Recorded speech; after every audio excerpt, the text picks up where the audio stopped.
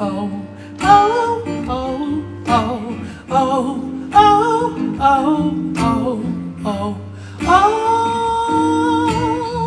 Can see ahead of me, it's so dark out there, reaching and searching for the source of light. Suddenly I feel a movement right next to me. Oh, then I realize my vision's blurred. Oh, oh, oh, oh, oh, oh, oh, oh, oh, oh, oh, oh, oh, oh.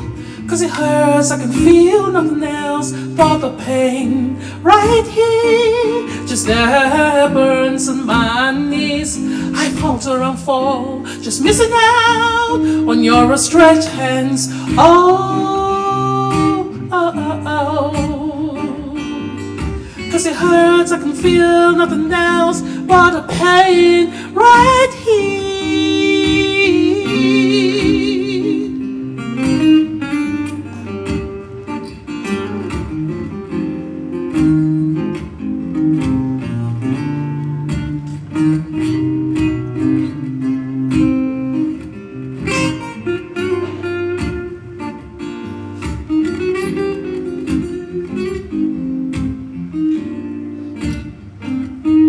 So stand up, head high, take a closer look around, see the giants, watch them fall.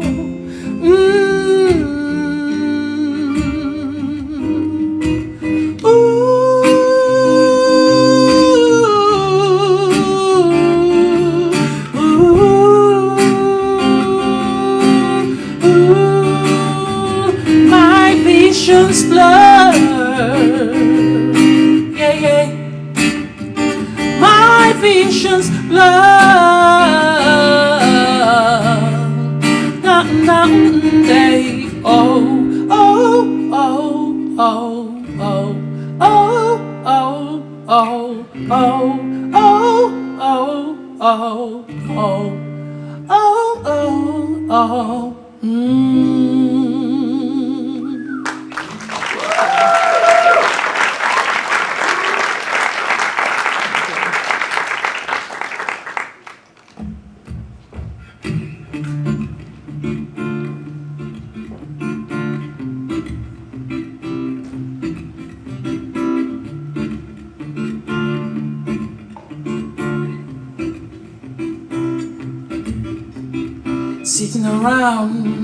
Sitting around, waiting for life to make the next move, wondering why nothing happens for you.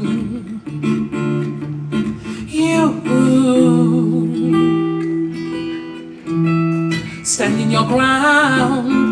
your ground, making your point, imprisoned by it. We're trapped, vicious circle of hurt.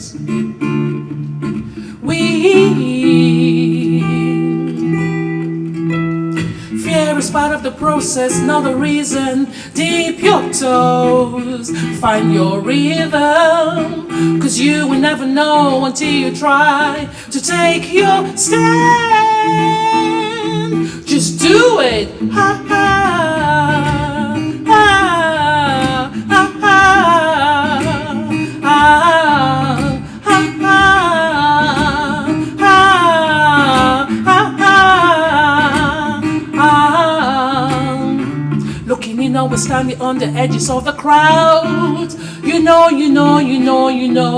is in you somewhere. Possibilities, dreams, they haunt you, but you stay content to let them lie.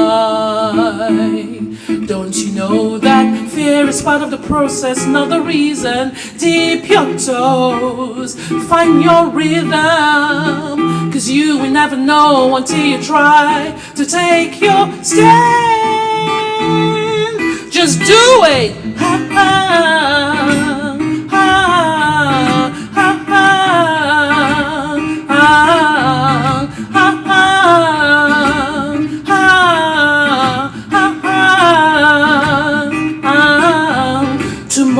Tomorrow, there's always tomorrow. We all say tomorrow. There's always tomorrow. We all say tomorrow. tomorrow. There's always. Is that how your story ends? Your story ends. Yeah.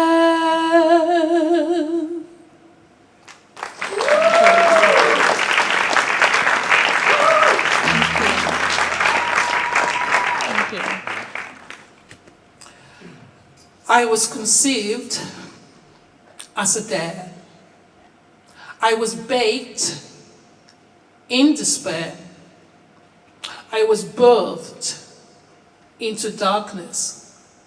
I was reared by many, but I'm a fighter. Thank you.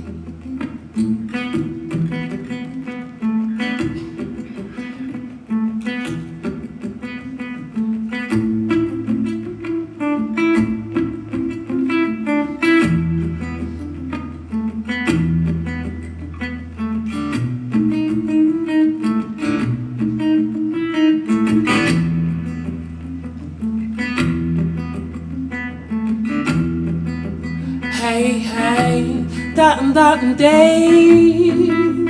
Hey, hey, dee da do da day. Hey, hey, that and dee.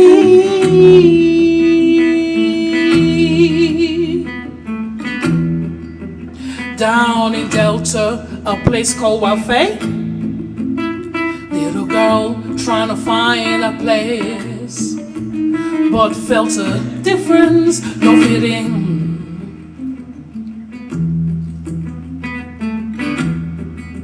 Ọmọ kóró sọ Yorùbá o. Civil service. Òyìnbó.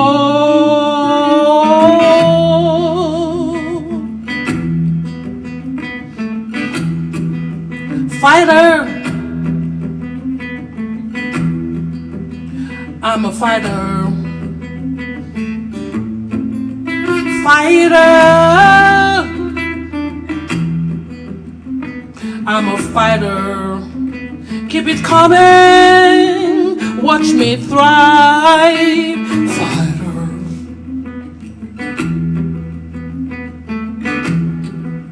Odd one out of 6. No one's gotta know. Imagine the fallout. What will the neighbors say? Internal politics left no room for solid ground. No, 'cause I'm a fighter. I'm a fighter. Fighter.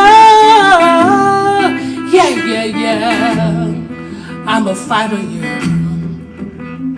Push me down, see me soar.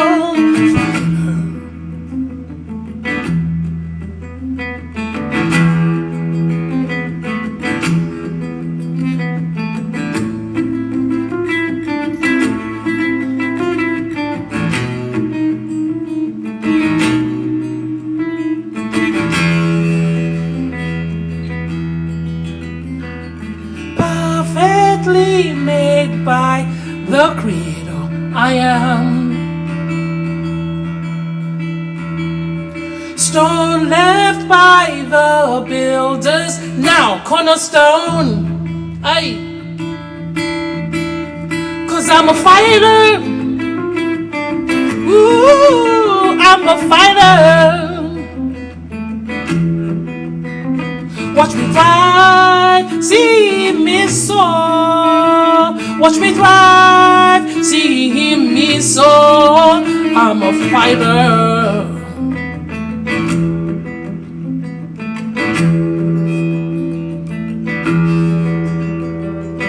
Perfectly made by the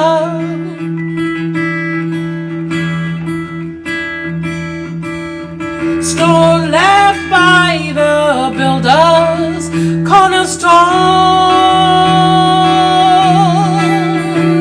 Push me down, see me soar. Push me down, see me soar. Push me down, see me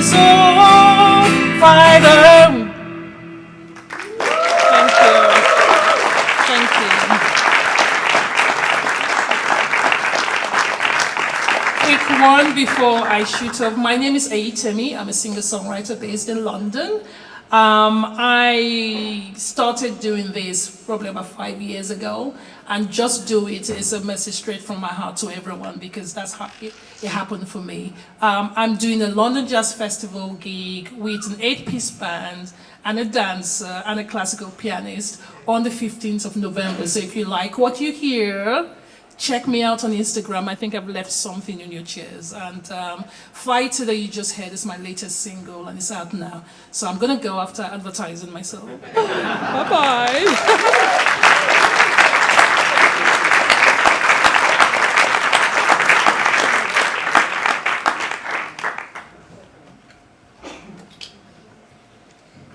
So, one question. Has anyone ever read to you in Indo-Trinidadian Creole? I'm guessing no, so tonight is your lucky night.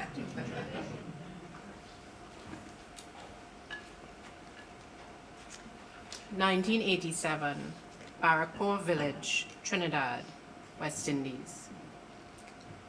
That August holidays, after a year of matchmaking commerce in the family, Pa did send me and Salma by Mammy's sister, Tanti Nazrun, for she to learn we about business and ting, just in case nobody ever ask again for we to married. Nazrun's shop was 2 streets away. We used to walk from home every day. And we did notice early o'clock, Tanti couldn't do maths to save she life. And we did wonder how she managed to stay in business so long, and what she could have ever teach we. And we did feel sorry too bad for she, so we did bring a little calculator from home for she to use. But she say she didn't trust them small number that keep appearing and disappearing by themselves. That's how old people was in them days. You couldn't argue with them. You had was to swallow whatever they tell you.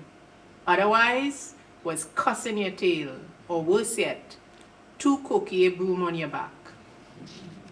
That's why we did take a good long while before we interrupt Tanti and the young handsome stranger man who did waltz in the shop on that rainy Tuesday morning trying to pay with $100 bill. We did spend a good few minutes watching one another back and forth, talking with we eyebrow, until we decide that it's Salma who should choke herself in the big people conversation. Like how she did smarter in schoolwork, even though she did only 13 years and I was done 15, we know Tanti would accept she maths much quicker than mine's. You see, I was always the black sheep of the Muhammad family. Why? All because I did look scary when I born. Tar color skin, with long hair, long nails, and 2 newborn teeth. Mommy said the midwife did tell she I would be a greedy child who would have caused plenty grief. And she and Pa used to pound that talk in me and Salma's head ever since we did small. One of we had blight, and one of we had barakat. Sometimes, I just feel things might have turned out better for we, if only they did tell we something different about ourselves. Thank you.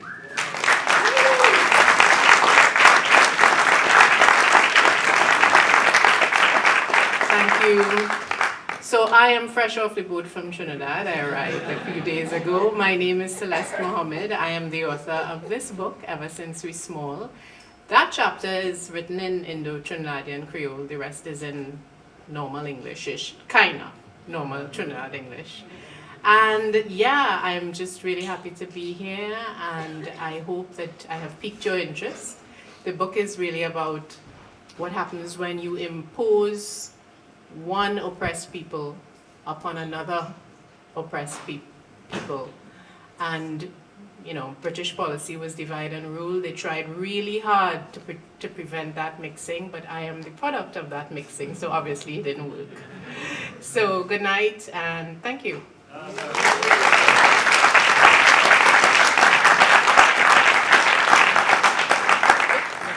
Can we get Eyitemi back too, please, and Ben. So if we get our cultural performance back, give them a round of applause.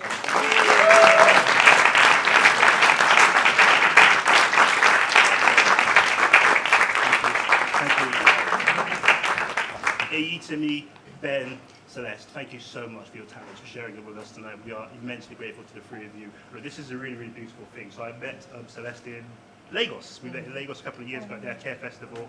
And of course, I met Eyitemi on Instagram about a few weeks ago. And Eyitemi, we're both from a very, very small ethnic minority in Nigeria. You guys know about Yoruba House and Igbo people. That's all you guys know, isn't it? So yeah, Yoruba. So we're Shikiri people. And so that means that so we're from a small, oil-rich ethnic group in the Niger Delta, which means that had the white man not shown up, I would be Mohammed Prince out there. You need to be with my junior wife or something. Who knows? But look, it's absolutely lovely. Can we just speak to both of you just for a couple of moments? Because this is a beautiful thing. Also, so you've come all the way from Trinidad to Tobago. It's a delight to have you in the UK. Celeste is absolutely everywhere right now, killing it. She's on the BBC. She's at places that they don't even treat us, the black British writers, places that they don't normally let us go to. They've got her there. So there we go. You're getting the full right of treatment. Yeah. So thank you for taking our opportunities. And but yeah, look, talk to us a little bit about the creative process for you, for yourself, Celeste. How do you put? And sorry, I should point out Ben. Sorry, let's not forget the white man here too. Ben, come forward, Ben, please. Thanks. So I met Ben tonight. Ben and Eyitemi. Who else do it? Am I fair right to say you're a group? No. No, okay. And you're not a couple either? No. Okay, that's a shame. Sorry about that, Ben. Yeah, absolutely. Yep. There we go, she's choosing Ben. What do we go through? So Ben, can you tell us, let's start with, in fact, Ben, we haven't heard anything. You've spoken with your hands tonight in a good way. So let's hear a little bit about the creative process from yourself. Sorry, someone's at my door. And then, tell us a bit about how did you become a guitarist and how did you meet Eyitemi? I got given a guitar when I was 6 years old by a family friend of mine, and he brought it. I couldn't play. He taught me a couple of guitar chords, and I fell in love with it then. Apart from a brief period where I wanted to be a forensic scientist, but I didn't have the grades. Yeah. And I thought music is probably a good outlet for creativity, and I was lucky literally through, I teach guitar as well, so a client's mum, she went, a friend of mine needs a guitar player. I was like, I'm a guitar player, let's put me in touch. And then the first show I played, 3 years later, here we are now. Oh, amazing, wow. You guys are great. Round of applause. Eyitemi, so you and I met on Instagram, and the moment I just saw one of your songs immediately, the first two things that caught me, number one, your name, because it's actually my big sister's name, and I thought to myself, oh my God, Shikiri girl, she sings well, so there's not even nepotism or anything else, she's really good, so she's legit. And so I thought, I've got to get you, and I was quite shy about approaching you. And Eyitemi is also a big cheese in the tech world, so when she's not doing this, so she asked you 1,002 questions before she come and perform with you, and like, yeah, so what's the PA system going to be like? What's the lighting going to be like? What the sound? It's like, oh, sis, can you just... But you know what, you're about your business and we love it. Tell us about your creative process, because you're really great at what you do. My creative process, I'm a busy person. My day job, I'm a CFO, so I'm in finance. She's rich. And so She's I'm literally, I'm not rich. So I spend my time juggling a lot. So I don't have pretty time to, I'm just going to sit down and write stuff. So my creative process, music comes to me in dreams. The music comes to me when I'm working on something impacts. Everything I write is about myself. So I'm a rich, complicated material. So I think my process is going into my feelings, and if I'm feeling down or I'm feeling happy, then I go and write, and that's how it starts. Amazing, amazing. And how about you, Celeste, as a writer? How does it work for you? Pretty much the same as what she said. It's a lot of it is inspiration. A lot of it is, of course, there's always a perspiration, but at first there is the inspiration, and I write about the things that bother me. Just going through my day, things happen, I see things, and I'm like, you know what? Don't mess with me, I will describe you. I will describe you. It happened just the other day at the post office. Oh dear. Yeah. Okay, fair enough. Yeah. Have they retracted your visa yet? But there we go. They're a bit funny about those things in this country right now, so there we go. Look, guys, I would love to speak to you so much more, but we have so much to do tonight, and we're really grateful to you. We're grateful to the three of you. Round of applause for Celeste. Thank you so much. Good evening, everybody. It's great to see. Sorry, I was talking like I don't know how to do this. I know I meant to speak into a microphone. Hector, can I take this off now and speak into it? Yeah. Thank you very much. Good evening, ladies and gentlemen, brothers and sisters, boys and girls, everybody else. We've got a young audience in the house tonight. We've got some really special youngsters, so it's good to see them too. I've got quality names, but it's very nice to see them too. Including two of them were very precious to me. thank you so much for coming. It's an absolute delight to see you here tonight. We come together at a very, very interesting time. Not too long ago, we just had the largest far-right rally, possibly in the United Kingdom's history. And I'm embarrassed to say it took place in London. That you guys didn't go out there and whoop some ass. But anyway, we'll see. It happened. So it happened. We took the L. But did you see what happened at the actual rally? The next day, a far-right rally of 110,000 people. The police did not bother putting on the facial recognition, the racial recognition thingy-bomb. But what was really interesting was the next day, Sir Trevor Phillips hops on TV and says, they struck me as normal people. And they even brought children along. And I felt like saying to myself, this is the most dangerous man I've ever heard in my life. It is so unbelievably historical. It does genuinely remind me of Get Out. That you think to yourself, because when you look at Trevor in the early 80s, and I'm not that old, but I was born in the early 80s, but you look at him in the early 80s, he was a radical to the left of me by far. And now he's become to the right of Tommy Robinson. But what's really interesting about him is that I genuinely look at him and I think to myself, you know about the order the coagular where they cut your brain out and they put somebody else, I genuinely think that may have happened to him. Because it really does look like that. But when you said the thing about they look like normal people and they brought their families along. And I thought to myself, if I was just presenting there, or if I was alongside, I would say to him, can I just show you a picture of a lynching here? Because do you know what they actually used to do to them? They used to bring children along. That's how radicalizing children or so is nothing sacred or anything else whatsoever. But speaking of racism, I'm going to get a bit deep into this right now, a little bit. Did you see your boy on Good Morning Britain? Charlie Kirk stuff. Oh my days. That was the craziest week of my life. So I'm on Good Morning Britain, alongside Michael Gove. I think he's a lord or something right now. And they invited me, so Good Morning Britain is pretty rapid. They just normally invite you, say, a couple of days beforehand or so. And if they want you to do the political panel. And they invited me on. And they invited me on around midday. And then suddenly, around 5, 6 p.m., Charlie Kirk happened. In fact, shall we have a moment of silence for Charlie Kirk? No, thank you. Wow, okay, fair enough. Tell them how you really feel. Anyway, so I think that's known as feedback, Charlie, if you can hear that down there. But what happened that is fascinating to me is that come 5 o'clock, Charlie Kirk happens, and immediately I knew, it's one of those moments that every person knows that you're either going to have to go Malcolm or Badenoch. And I knew this was let's keep it British. You're going to have to go Bernie or Badenoch. You have to Bernie Grant or Badenoch. And it was one of those moments I knew it. I am not coming out of this clean. I'm either going to alienate the Uppities and become a hero on the Conservative Party, or I might as well just pick up a membership card, which is quite lucrative, dare I say. I don't have to stand under this hot sunlight to talk to you guys. I just have to tap dance in rooms. You see Kemi dancing at the conference, by the way, too. My God, we got to talk about it. It was embarrassing. So I can't dance, but even I could pull together a little something so better than that. But what was interesting is that I end up off Good Morning Britain the following morning. As I'm walking in there, something was just telling me, this is going to end badly for you either way. And they bring up Charlie Kirk. And the moment they bring him up, it was the first time I ever worked with Michael Gove. And Michael Gove, I must say, is actually a very intelligent man. That sometimes you meet some people on there, also some people I'm on that show with, and I think you've got all the education in the world, but you're a dunce. I'm sorry, you are an absolute well-educated dunce.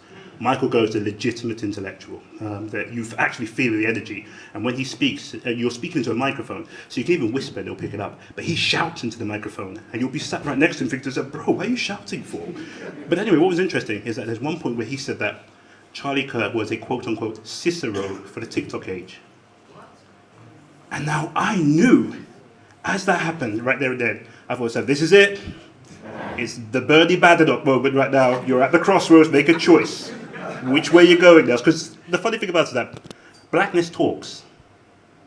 It's never silent. So in moments like that, so the moment he said he was the Cicero for the TikTok age, and I'm stood right there, something of an anti-racist, it is speaking that if I said nothing, it's almost an implicit endorsement. Silence is compliance, silence is complicity.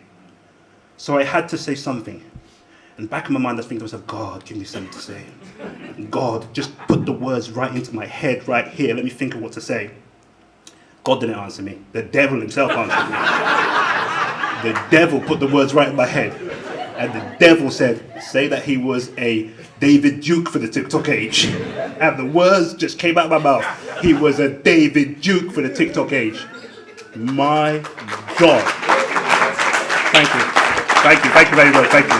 Thank you. I won't go on about that much longer. But let's just say I got home that day, as just started my normal routines and everything else. So I started getting messaging from people saying, are you okay? And I think I said, what do you know about okay? Of course I'm okay. And I started to book myself, I'd be shot or something or so. Or is there a sniper outside my window? No. And I'm just getting loads of messages, people saying, are you okay? And I just go on TikTok. Not on TikTok, I don't do TikTok, I went on Twitter. And I just saw, like there was, you know when on the bottom it says 20. That's the maximum number of notifications you get. So I got to 20 and I thought, oh, there's a lot of people. And then I just thought, I've not got time for this. I'll check it later on. About half an hour later on or so, your Medi okay messages me. And she sent me a long message saying, I know this is a very rough time for you right now. And I think, what the hell is going on? So then I then go on the Daily Mail website and I see my beautiful face right at the top banner. And I'm telling you, it's like it's like being in a sauna instantly for 15 minutes. And it just comes rushing to you. You see your face right there. It's like, what? At the very top of the Daily Mail website, which is perhaps the most visited news website in the UK. And right there and then or so, and they said that they actually lied. They said that I was laughing about Charlie Kirk, and I said one thing or another about him, and it just put me on Front Street right there and then immediately. It's quite scary, I must say to you. Then I went back to Twitter, and then I clicked the blue notification thing on the bottom, and I had never seen, I was all sorts of go back to Africa on the mild side of things. Boy, I've never seen so many N's in my life or so. It was, and my name's Nelson. And so it was crazy. It was absolutely crazy. You can see that's how I end up here. That's me and Michael Gove over there. So that's me. That's I call that my Good Morning Britain uniform. We always wear the same blazer, no tie, everything. I think a brother looks slick over there. And that's me.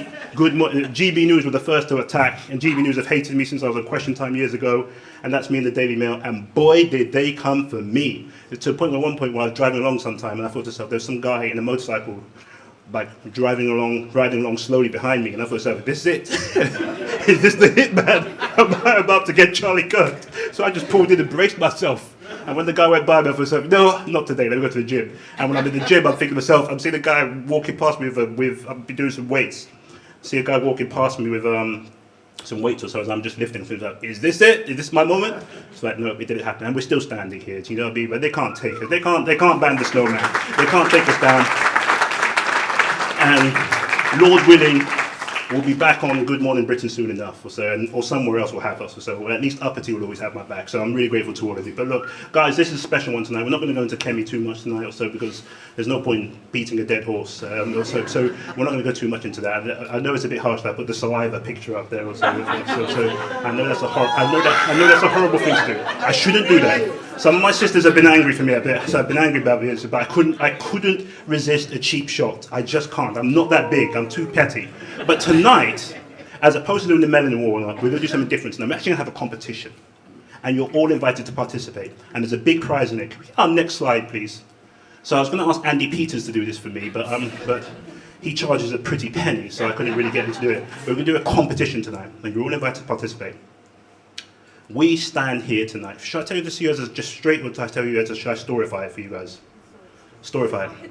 Once upon a time, there were these people who had brown skin. Some of them were called brown people, and some of them were called black people. But they all had brown skin of various shades.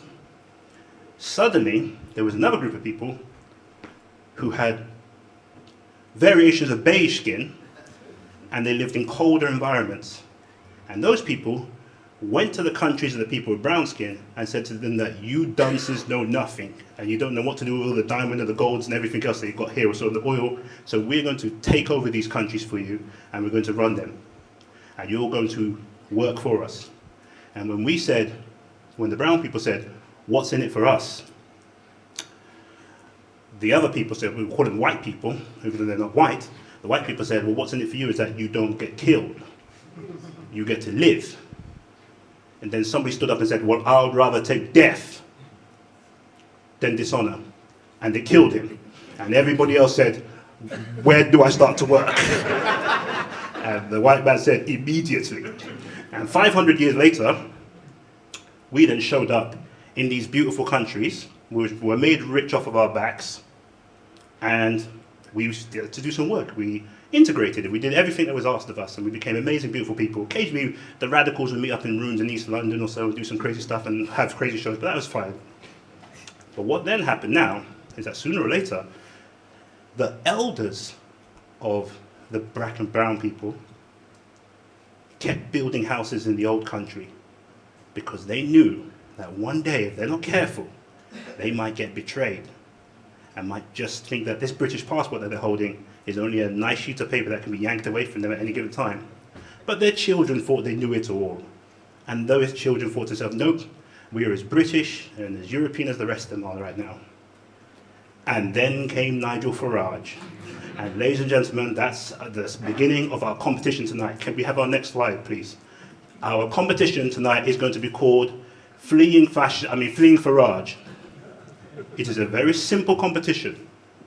Now we find ourselves with fascism firmly knocking at the door. Some of us are going to stand here and fight. Some of us are going to do what we've always done. Flee. Run for your life. I think it's smart to prepare for the latter eventuality, which most of us would do. So if you go to the next slide, I'm going to lay out the competition for you. So our competition is called Fleeing Farage. You are going to be able to enter the Uppity circle and present a 30-second pitch for an escape route for black and brown people should reform attain power. So this is our plan B. We'll call it plan B, plan black and brown. Your pitch must be no longer than 30 seconds. 30 seconds. We can only afford 5 people. That gives us about 3 minutes or so. I did okay in my GCSE in maths. 5 people, 30 seconds. Actually, I don't think that is 5, who knows, whatever it is. So after 5 pitches, the audience gets to pick the best, and the winner wins a month-long membership to a racist party of their choosing. And I really mean that, but there's a cap on how much, because reform's quite expensive to join. So it's £5 maximum, that's what we're going to pay for you. So, and as the old saying goes, to the victor belongs the lynching.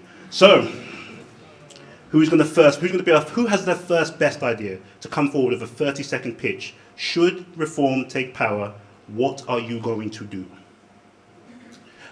Round of applause. No, you've got... Then you're going to stay over there and you're going to keep quiet. Hold on 1 second. Before we do it, I just need to introduce you. I need to make sure everybody knows what sort of room this is or so. So we have a ritual here at Uppity. So first of all, welcome to everybody to Uppity once again. We have a ritual here. If you wish to say something, you can say whatever you want. We believe in free speech here. So we genuinely believe in free speech. None of that Charlie Kirk's like free speech or so. That'll get you cancelled around here. But we believe in free speech for us over here. So if you have something to say, because it's really good and we have cameras here too, we want to make sure we capture everybody in the light, and we've got really good lighting around here. We have this ritual that we perform here. So you have something to say, it doesn't matter, this is a beautiful room, a diverse room, but you have something to say, you just have to say 3 magical words, which are? Three magical words, which are? Point of blackness. Point of blackness. That's all you have to say. And the floor will be ceded to you, like the Red Sea. The floor will be parted and you'll be able to come to the floor. So brother, come forth and make your point of blackness. Round of applause for our brother here. So 30 seconds are yours. I'm just going to set my clock right now. 30 seconds yours, because I'm trying to save my £5, so I don't want you to join a racist party.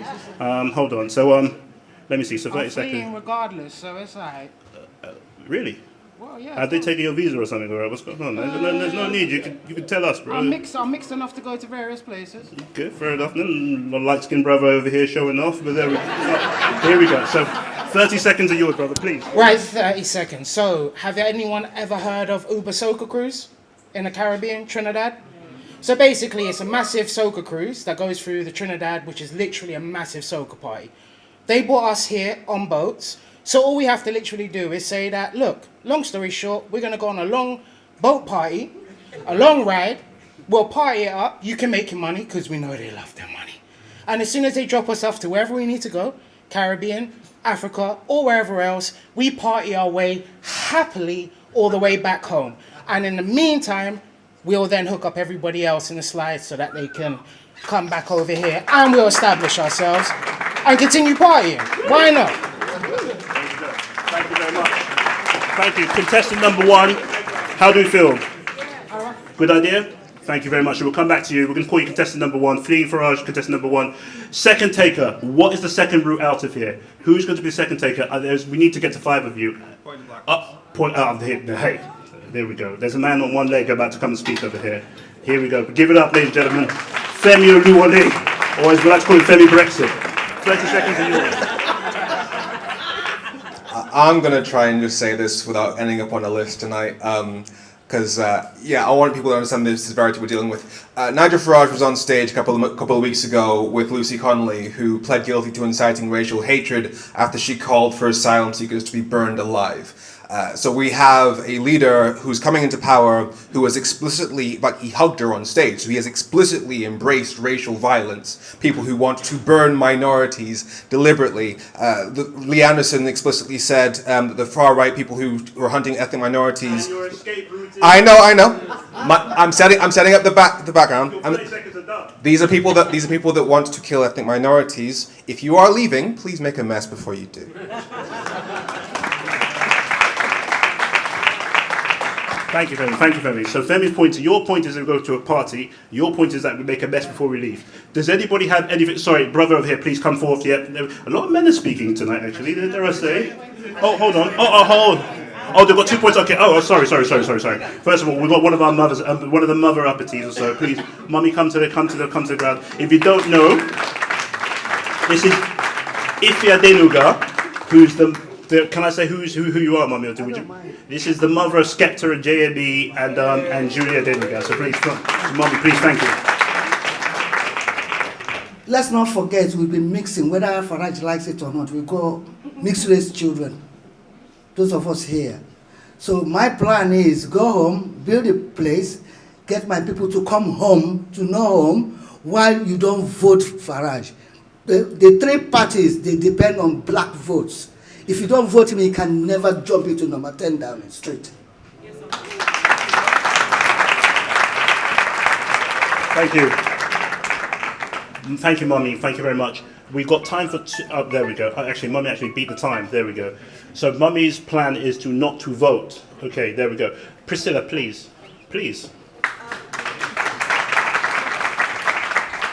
So I saw something recently that was talking about how in the year sort of 2050, Africa will be essentially a superpower. So we are all of the diaspora. So I reckon that we all just need to go back and leave and just invest in ourselves. Well, take all of the knowledge that we've accumulated from the diaspora and go back to Africa. They keep saying we should go back to where we come from. We'll do that. Let's do that.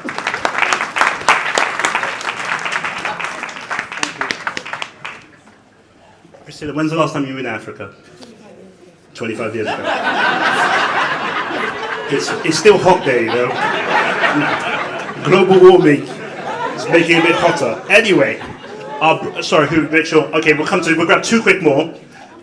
Brother, please, come forward. Brother, you've got a Union Jack on your chest. Are you lost? Please. I didn't hang a flag up outside when I was coming. I just thought... Sorry, my name is Wisdom. In context of leaving, I think it's wise to be noted that if anyone has a passport from anywhere else, as I do, because my family are from Barbados, and I got my citizenship about 10, 15 years ago, now if you apply for a British passport, it asks if you have another passport. So what I would suggest to anyone is if you have a passport ready to renew now, renew it as soon as possible, and then apply for another passport. So that you have 10 years on your British passport and you have your other passport and you don't have to face that question. Because my wife, who is a British citizen, who is Ugandan, applied, had an old Ugandan passport, went to renew her UK passport and was told she had to produce that and go back to Uganda to get it sorted. It turned out that wasn't the case, but that was after speaking to a number of people. So be aware, if you are planning routes out, there are some technical difficulties in the way. Thank you. So our brother is recommending dual citizenship. Perhaps our brother hasn't heard of Shamima Begum, but we'll keep it moving. We'll keep this moving, we'll keep the show on the road. Auntie, please come forth. No, she didn't have dual citizenship. No, she didn't have dual citizenship. You're correct, yes. Sorry, Shamima Begum didn't have dual citizenship. She had a brown granddad or so, and that was pretty much enough. So that, she what? No, significantly worse. No, significantly worse. She's as British as it comes. But we'll come back to Shamima Begum another time. Auntie, please come to the floor. Thank you. And we have a ritual here. What is it? Oh, don't bite it. I didn't want to explain it. Point of blackness. Okay. Yep. So, you guys to start preparing now is a bit too late. My children have Sierra Leone passport, and we've got Sierra Leone Airways parked at the airport somewhere. They won't let it fly. Okay. So I already have my house. We're just topping it up. I'll get them family to move off. But the one thing I need help with is to get me to look back when I'm over there. The people who are here saying, oh, I wonder what those black people are doing back in Africa. So I'm already organized. And to get that petrol to start Sierra Leone Airways, I'll have to steal it from the military. Okay? I've already paid in. So I'm organized. We're just getting the grandchildren their passport. So you all who have never been to Africa for 25 years, I was there in March with a family because the baby asked me to take her there. So there we go. Get yourself organized and get some kind of technology to watch back and see, where are those black people? No jack chicken, no jollof rice. What am I doing? Thank you. Thank you, Auntie. Thank you so much. We've got time for one. Is there any? Sorry, let me make sure. Oh, okay. I'm going to take two because we've got an Uppity veteran here, and we've got two Uppity veterans. We'll come to Shamini. Have I got your name wrong for the 1000th time? Okay, sorry. I apologise. I'm his token Asian guy. Yeah. 30 seconds. So we flee, but we hide in plain sight. We're already a modern minority. Our examples are up there. But on the sidelines are people. We're people of tunnels, we know this, of cells, of 19 good men. So we stay and we infiltrate them. We're going to have to make some sacrifices, guys. Breeding with the white man, unfortunately. For a purpose, because then we're going to rise, and we're going to take over. But you have to really steady your feet in the ground now with your principles, because that's the problem, isn't it? Yeah? Don't worry. The kids are for a purpose. If they don't keep the legacy up, we can dump them. But that's it. Hide in plain sight, on the sidelines, and then we rise again. Long-term legacy. Okay, thank you very much. Breed with the white man. That's interesting solution. An interesting solution. There we go. Swiftly moving on. Point of blackness, please. Sorry, then we can come to you. Then we have to move on because we've got a pack. Okay, this is my first time here, but thank you. So my solution is we take the racism to its extreme end.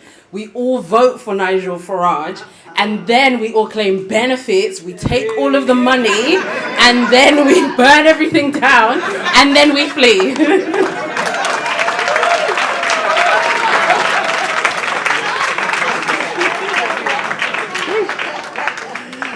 She said, have you ever been at the Daily Mail before? It's the first time for everything. Anyway, so, right, let's go. You're our last speaker on this, so then please.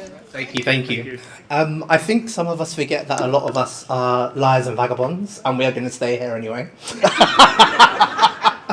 We have got no money to be going anywhere. I know I haven't. And I'm also second and third generation Jamaican Trinidadian, so I've got nowhere to go other than here. So I'm just going to sit my cute, sexy black ass down where I am and carry on as normal, because this level of fascism has always been here. It's just that no one has said anything. I'm sorry to you white liberals, you've just not done anything since. and our parents have seen it, our grandparents have seen it. This is nothing. This is white on white crime. I'm sorry. So all of you white liberals need to sort your friends out. So I'm just going to sit my cute black ass down and carry on as normal. Thank you very much. As much as everybody would like to say, the reality of the matter is that that's probably what most of us are going to do. Isn't it? So sit down, carry on as normal, and go to church and pray. Because you late point of blackness, please. Is this your first time here? Oh, okay, let's have it. So, hello everyone. My idea of an escape plan would be to go back to Africa, obviously, standard. But then the hard bit would be convincing the biggest group of black people outside of Africa. Where is that? Brazil. Oh, we got to remind them they're black, don't forget. Because I know black. Right. Yeah. Has anyone seen Star Wars? Yeah. Alright, cool. So, imagine I'm Luke Skywalker, Prince Charles is Darth Vader, and if you know, Pepe Orsini would be Palpatine. So, let's just split the planet in half. You take your side, we take ours, honestly.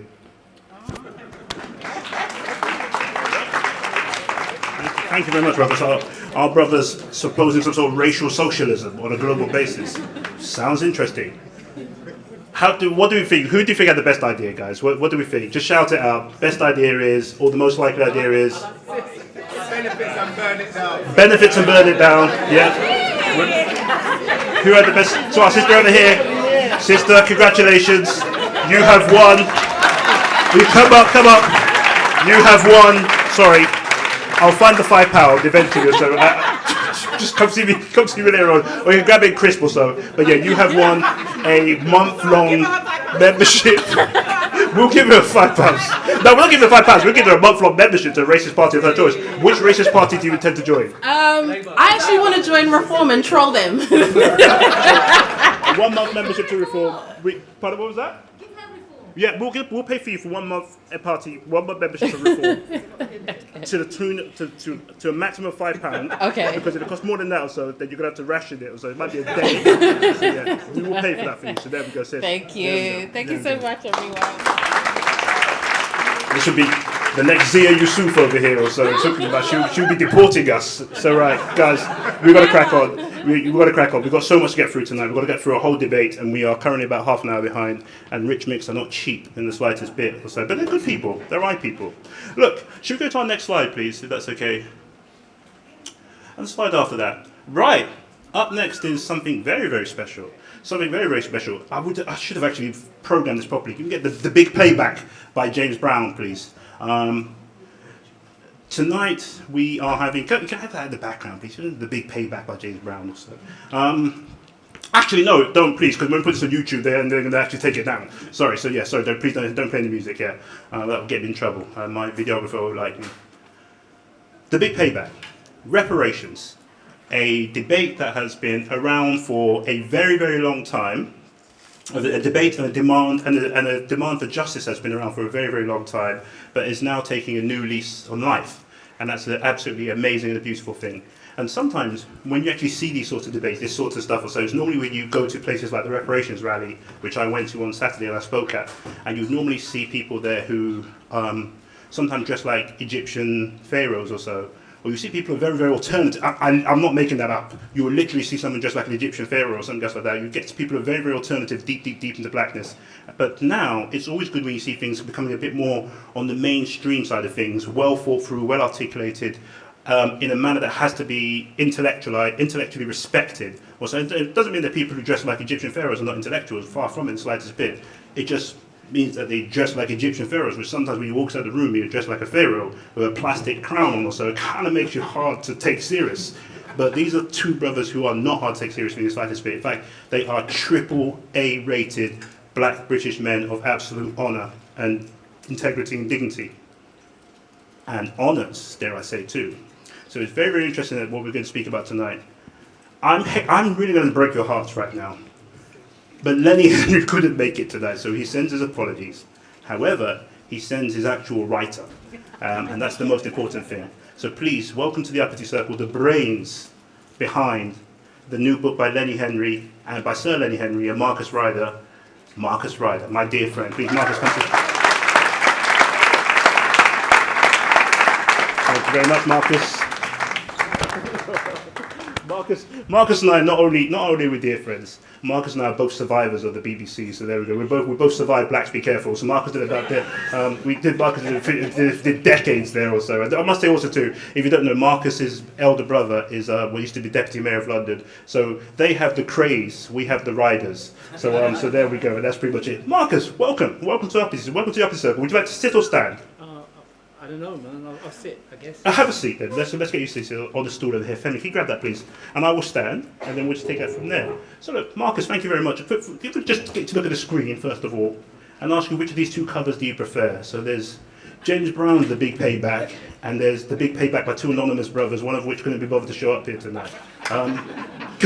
Which one do you think put in the most effort out of the two of them?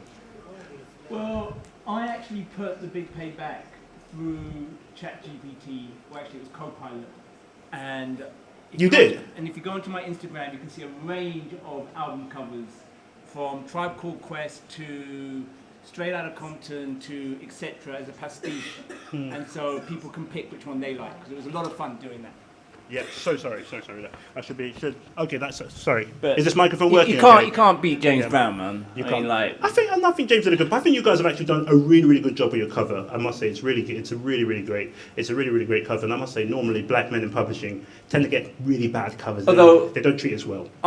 It's remiss of me. The painting behind the Big Payback is a very well-known, whose person I've now forgotten their name, from the Harlem Renaissance, and I will make sure I Google it and tell you by the end of the night, because he's absolutely fantastic, and people should know who the artist is. I should know who the artist is. He can't be that fantastic, though. So you've forgotten him already. He's on the cover of your book. For crying out loud, Marcus, no, we had to pay proper rights. This is a bad start. I know, and you paid a pretty penny for that. Let's get into this. Thank you, Marcus. Welcome to the Uppity Circle. It's absolutely delighted to have you here. First of all, I must say it's really a delight. And you're somebody. To put Marcus in proper context, Marcus has put in a lot of work over a lot of years. Like, we talk about people who've actually really. When you talk about diversity in media, when you talk about activism in the community, when you talk about actually people who are piercingly intellectual and produce knowledge in our community, the Ryder brothers, particularly Marcus. I'm not just saying that because Matthew's not here, but particularly Marcus have really put in a lot of work. I want to say thank you so much. A round of applause for Marcus. And when I say that we survived Blacks Be Careful, Marcus did about 25 years. 24 and a half. Okay, I did 5 or so, and I'll tell you, I went in there fit. I came out with a high blood pressure and grey hair, and but there we go. But here we are right now. At least you got hair still. Yeah. 2 more decades, and who knows where I'll be. So, Marcus, let's talk. The case for reparations right now. This is serious stuff, and it's stuff that we wouldn't normally expect from certain quarters of society. So you're seeing, there's the other former BBC lady whose name actually evades me. I'm just trying to make sure the microphone's there. Whose name? Laura Trevelyan. She spoke on it. Actually, she spoke on it. It was quite interesting that there was almost like a switch in how it was taken seriously once she actually spoke on it. But now yourself and Brother Lenny are taking this to an absolutely new level. Why this book? Why this topic? Why now? I think it's Mayor Andrews that said that you should write the book that you can't find. I'm sure I've mangled that quote, but basically there's some really amazing books on reparations. Yep. But they're quite academic and they're quite thick. And so there was nothing which that I could find, apart from Ta-Nehisi Coates' extended essay, which was an extended essay, but there's nothing that I could find that was a book that was really accessible, that could go through the issues, that you could read, that you could give to somebody for Christmas, hint, hint, but would be an easy book to read. Yeah. And so we wanted to make sure that, and so working with Lenny, and you can't really get much more mainstream than Lenny. Yeah. So working with Lenny and having an accessible book was a way of taking a really serious argument and making sure that we could disseminate it through the mainstream and make sure that you can have a chat with your children. I see some beautiful little children over there, that you can chat with your children, that you can chat with your friends, and also making sure that Lenny did it. And it's amazing that he worked on the book with me. Means that how much work did he do on that? because there's normally this way when the big star comes along somewhere. So, okay, I'm not going to ask you that because okay, fair enough. No, I'll answer that because this is my third book. This is my third book with Lenny.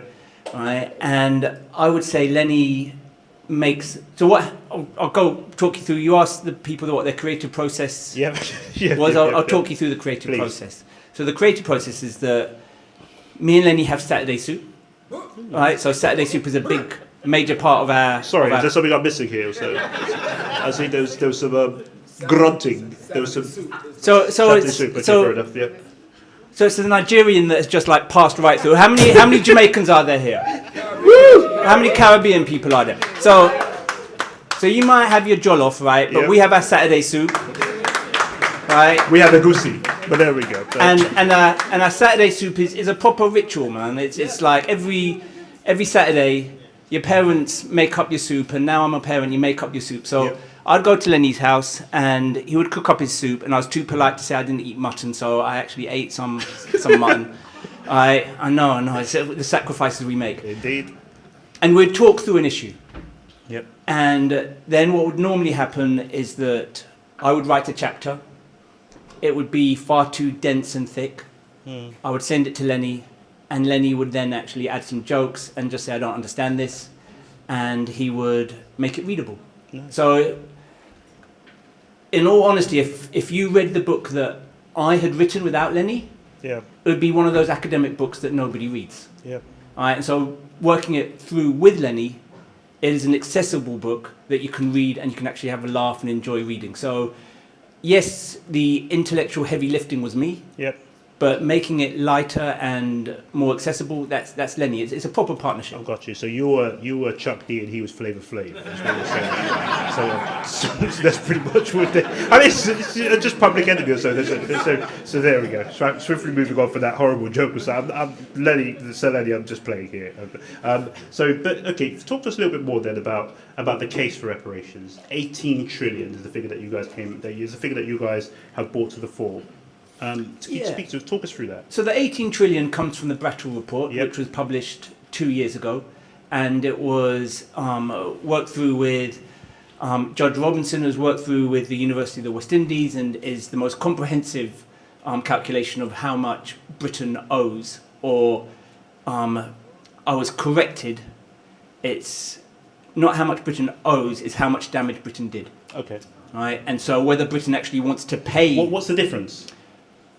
Okay, this is really interesting. So you can actually, and it shows you how the climate has changed. Because if you look at the damage you did, you'd normally place something on top of that too. Yeah, but this really shows you how we as black people, even black people in positions of power, are shook. We're properly scared, right? And so the reason I say that is that when the report came out, it was reported in the BBC and the Guardian. Right, so this is, again, just going off a tangent, this is why I wanted Lenny and I to write the book, because when the Brattle Report came out 2 years ago, that 18 trillion was reported in the Guardian and the BBC, and everyone else ignored it.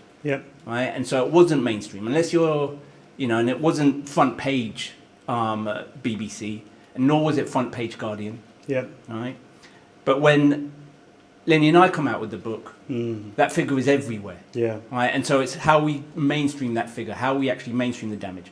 Now, what's the difference between damage and O? Trump. That is the difference. And what I mean by that is that the headlines 2 years ago, if you look at the BBC headlines, if you look at the Guardian headlines, they say report says Britain owes 18 trillion. Okay? The book says, we read the Brattle Report, Britain owes 18 trillion. Now the judge, and I can say this publicly because he wrote to the Daily Mail just a week ago, and the Daily Mail published his letter. Right. So when the BBC came out with that 2 years ago, silence. The judge didn't correct them. Silence. Right. When the right-wing press came out, basically ridiculing the 18 trillion. Right. He writes to the Daily Mail, the judge who oversaw the report writes to the Daily Mail, and makes the distinction. The distinction saying that a sovereign government could settle for $1 if that's what they thought they were owed in, that they were owed in reparations. Yes, we calculated that Britain did 18 trillion, but that doesn't mean that that is necessarily what they owe. It is what the sovereign governments of the Caribbean decide they would settle for. But I said, what's interesting is that we're in a different political climate.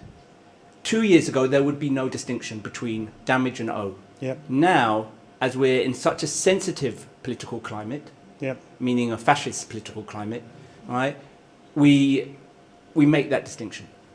And we didn't make that distinction in the book, but that distinction is being made publicly. I got you. Where is the judge from, by the way? Was he a brother, is what I'm saying? Yes. Why would he write to the Daily Mail? Sorry? Why would he write to the Daily Mail?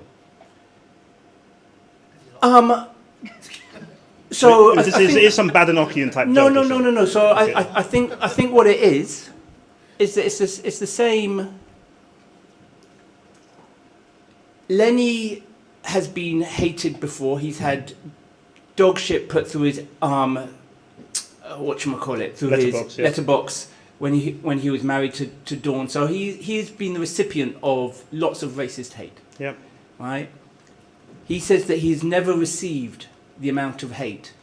He hasn't had dog shit through his door because his address isn't public, but he says that he's never received the amount of hate that he's received for the 18 trillion figure for reparations. And so I think the pressure that black people are now under for stating what they would have stated quite boldly before is tough, man. 2 years ago we were in a different climate. Interesting. No, I completely agree. Can I just ask you one thing? A bit of a where you come from a journalistic background, as you more so than myself.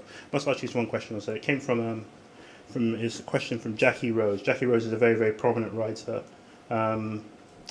Jackie Rose is not only a prominent writer, she has quite an interesting story, which I'll let her tell herself. But she writes crime novels. She writes crime stuff also. She's a very light skin sister. She's actually marketed as white, which is really funny. So at her book covers, they always put her as black and white, but she's actually a black woman, so most people wouldn't know. But one of the things she said to me is that when you were speaking to Lenny and Marcus Knight, I want to know, why is it you guys, on one hand, could actually call for reparations, but both of you have received empire orders and everything else? And that, do you consider there's some sort of contradiction between the 2 points? Now, that's a horrible question for me to ask you as a friend, but it's a question that we just, please. No, I think that's more than reasonable. Because it is a massive contradiction, just as I think it's a contradiction to be black British. So, for example, I proudly call myself black. Yep. At the same time, if we read the book, we have a chapter with regards to the very origins of the idea of blackness. Yep. Was born out of a way to actually justify slavery. Yep, indeed. Right? And justify colonialism. Blackness was not for us. Yep. Right? The very idea of Britishness, of the nation state, was born out of early stage capitalism. Yep. Because it was a way that before that you had serfdom. All of a sudden when you had early stage capitalism, you had free movement of labour. And that means that labour had that freedom. So you had to have the nation state and passports, as we were talking about earlier, to restrict and the workers. So even just the term black British is actually taking on 2 terms which are by their very essence used and created by the European colonial powers to oppress us. And so do we have those contradictions all the time? Absolutely. I am the chair of RADA, the drama school, right, which enables me to get David Harewood and Cynthia Erivo to be the president and vice president of RADA and make sure that we do some absolutely radical stuff at RADA. I would not... No, a round of applause. Put your hands together. Now, put your hands together, you two over here. There's the green radicals over here, obviously. Right. Always like in black at the Dow, right. YouTube. So, please, please. So the problem that we have, right, is that I would not have been appointed chair of RADA, right, if I didn't have the of course. MBE. Yeah, I remember. Right? And so what we have to do is think strategically. Yeah. Right now, I completely respect people who is like, I can't do that. Yeah. Right. There's amount of ways in which we navigate the system. Yeah. And whether we will be able to navigate the system in ways in which we can exact change. Now, if you can exact change and navigate the system in your way, that's fantastic. And there are ways in which people can do that. I got you. And there are other ways in which, but you're absolutely right. There's no way I'm going to say that it's good to take an MBE or an OBE or a SIR or an Order of British Empire. It's messed up. Yeah. There's no doubt. But hopefully I can use it to make a difference, which hopefully I am doing. But yeah, there is no doubt. I absolutely support people who say there's no way that we should take it. Absolutely. Respect to you, Marcus. Thank you so much. Look, so Marcus, you're not out of the hot seat just yet. So can we go to Marcus? We're going to take you to the Blackometer, which is so if we just come here, if you look behind you. So what we've done on the Blackometer this week or so, this is what we call the Bernie Badenoch scale of black politics. So on one side you've got Bernie Grant over there with the burner looking out the window. On the other side you've got Kemi doing what Kemi does best, which is cuddling somebody. But what we've done this month is that I actually misspelled reparations. I'm so embarrassed. I am so shockingly embarrassed. But what we've done this month is that we put all the classic excuses for all the classic anti-reparations arguments, and some pro-reparations arguments. We put them all together here, and we want you to let us know where you think they fit on the scale. Which side do you think is more likely to come from, or so? The Badenochian side, or the Grant side, or so? So should we start with reparations is reverse racism. That's where we would put that.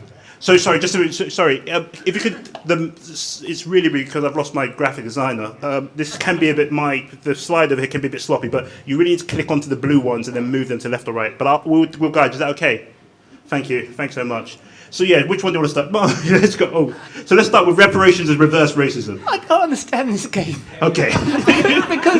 because Bernie Grant was like the first person in British politics to try and mainstream reparations. That means he wouldn't say that. So he wouldn't say any of this nonsense. Fair enough. It's just all over on reparations is justice? Oh, reparations is justice. Oh yeah, bring that to Bernie. Okay, bring that to Bernie. Yeah. Yep, okay. So let's go through them strategically, because you might not agree, because this is where we bring the Uppities in and see whether they agree or not. Reparations is a reverse racism. That's Does Kemi. anybody think that Bernie Grant, or who do you think's more likely to say that sort of stuff? Kemi. Yep. Reparations is reverse racism. Yep, Kemi. Freedom was your reparations. Kemi. Yeah. I think she'd be like, you shouldn't even have the freedom. Yeah. Light a candle and let bygones be bygones. Middle. Light a candle. Bernie Grant. How old are you, sis? But Bernie Grant would say that. No. Bernie Grant would shoot you before you say that. Let's see that one behind there. But it was blacks who sold blacks. But also too, Marcus, what I want you to do briefly too at the same time too, is not just actually just arrange it, but to respond to the actual questions too, to the points too. So we go through the first one there. Let's start with the reparations as justice. And you believe it's Bernie who would say that. How do you respond to that?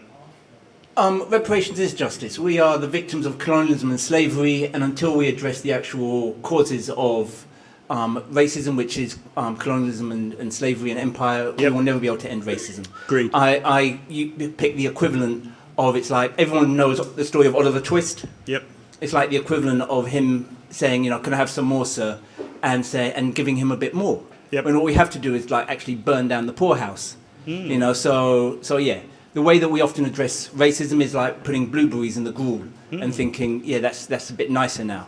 Interesting. Whereas we have to actually change the whole system. Let's go to the next one. But it was blacks who sold blacks. Probably the most contentious and most successful slice of anti-black propaganda I can think of in human history. Sorry, 1 second. Oh, sorry. Yeah. Or do we need a couple of moments? We give it 1 minute. We'll keep talking here, but you can swap that around. Also.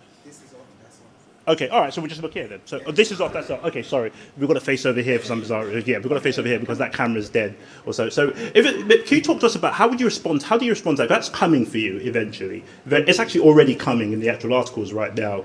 So the idea of it was blacks who sold blacks into slavery. So this is a really interesting argument, and not interesting because it has any validity. It's complete nonsense. So yes, if you destroy and completely decimate the economy of a country, then what choice do people have? They're going to engage in the one bit of finance that they can actually have, and the Europeans came along and they absolutely destroyed the economy in Africa. And one of the avenues in which you could make money was by selling slaves. And so, yes, it did happen. But also, it's really important to know that there are different types of slavery. What we're talking about with transatlantic slavery was the first time in history you had chattel slavery, where you took people from where they were and transported them to a different continent and made sure that their descendants were forever slaves, and also you then marked them, which is completely different from the Roman Empire and elsewhere, but you actually created racial hierarchies and created the very concept of race, right? And so the blacks who sold other blacks, they were not doing so with the understanding nor the knowledge of there was slavery within Africa, there was slavery within Europe. It was a completely different type of slavery. That's like talking, equivalent is like talking about wage slavery, which we are all wage slaves, right? And then comparing it to chattel slavery. So no, black people did not knowingly sell other black people into chattel slavery. Can I touch on that a little bit? So I agree with everything you said there, 100%. But somehow there's a difference that something that's happened to us here too. That so many of us don't actually go to the African continent anywhere near enough, and when we do, we're often going as ethnic majorities, also such as Femi, for example. Femi is a Yoruba man over here, so Femi is a Yoruba man. Femi comes from a nation of about 70 million people. I'm a Shikiri man. I come from a nation of about 800,000 people. We're a micro minority. But what actually happens there is that you take, for example, colonialism, everybody's conflated to be one thing. That the concept of a Nigerian or so, everybody thinks is one thing. There's actually 310 different ethnic groups there.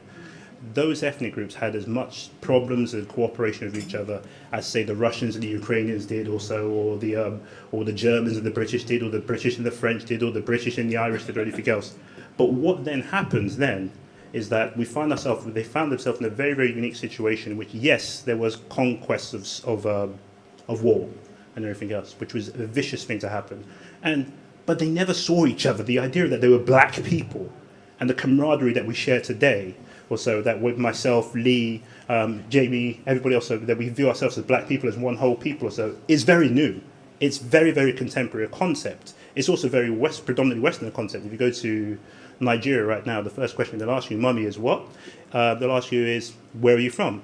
And they'll actually say, and they don't say things like, what tribe are you from? There is actually no Yoruba word or Shikiri word or Igbo word for tribe. They'll just ask you which nation you're from or so. And that becomes that. The problem we then have, European propaganda then just makes everybody sound like black people, like they were one people, and there's no difference whatsoever. So, and it's as simple as saying World War II was white people fighting white people, which just simplifies it to the point where it makes no sense whatsoever. It makes no sense whatsoever. And the atrocities, it's almost like you're just portraying Jewish people or so as just white people, Germans, white people, English, white people. The atrocity or the level of actual situation doesn't make any sense to anybody. Yes and no. Please. Right? Nobody says that the French people that conspired with the Nazis, no one says, boy, Germany doesn't need to give reparations to the Jewish people because some of the French, right, conspired with the Nazis. Nobody thinks that's a decent argument.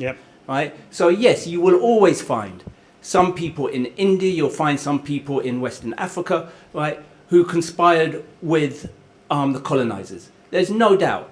But we should not conflate, right, a small minority, right, who cooperating or working with, in their own self-interest, right, with the oppressor, as being as bad as the oppressor. So I hear your World War II argument, but I really want to squash it, because nobody, as I said, thinks that Germany doesn't owe, and the Nazis didn't owe, not the Nazis, the German state didn't owe Israel, which they're still paying reparations. And nobody then goes, well, what about the French? Why aren't the French paying reparations? No one comes up with that stupidness. And yet when we talk about reparations, somehow black people are meant to be paying reparations for us. We've already paid the white slave owners reparations. Right? So, no, man, I can't deal with that. Agreed 100%.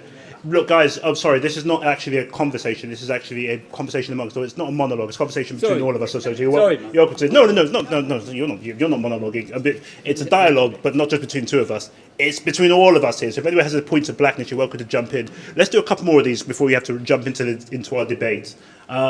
Which one should we do? Which one do you want to take, Marcus? victimhood mentality. Change, get that chip off your shoulder. Or do you want to go with, let's see what's a good one. But you were never enslaved personally. Yeah, so I think the "you were never enslaved personally" is a good one, man. And Yeah. we have a chapter on the book that actually talks about that. And there's a really nice philosophical argument. See, the problem is that there are some really good white philosophers. That's not a problem necessarily, right? But they have worked through this stuff with regards to reparations and other stuff, and yet for some reason the white philosophers who have worked through many of these arguments as to, am I my brother's keeper? Am I responsible for the debt that of the crimes of my fathers and my forefathers and my foremothers? Right?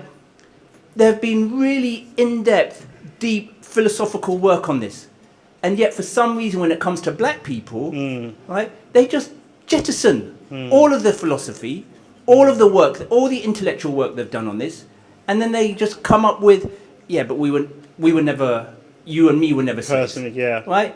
And so we break down the fact that this is absolute nonsense, that the reason why white people actually have all the wealth they have is because the generational wealth has been passed down. So if they benefit from that generational wealth, which they are currently benefiting from, then we are the victims of not having that generational wealth, right? And so therefore, right, if they are benefiting, it's not about whether they are guilty, right? It's whether they have a debt to pay. Gotcha. Let's do one more. Sorry, we got a point of blackness from another legend in the house or so. Professor Kojo Koram. Please, we give it up. Professor Kojo Koram wrote the book Uncommon Wealth. Actually, Professor Koram, please come into the visual. I know him as Kojo, but you guys could know him as Professor Kojo, because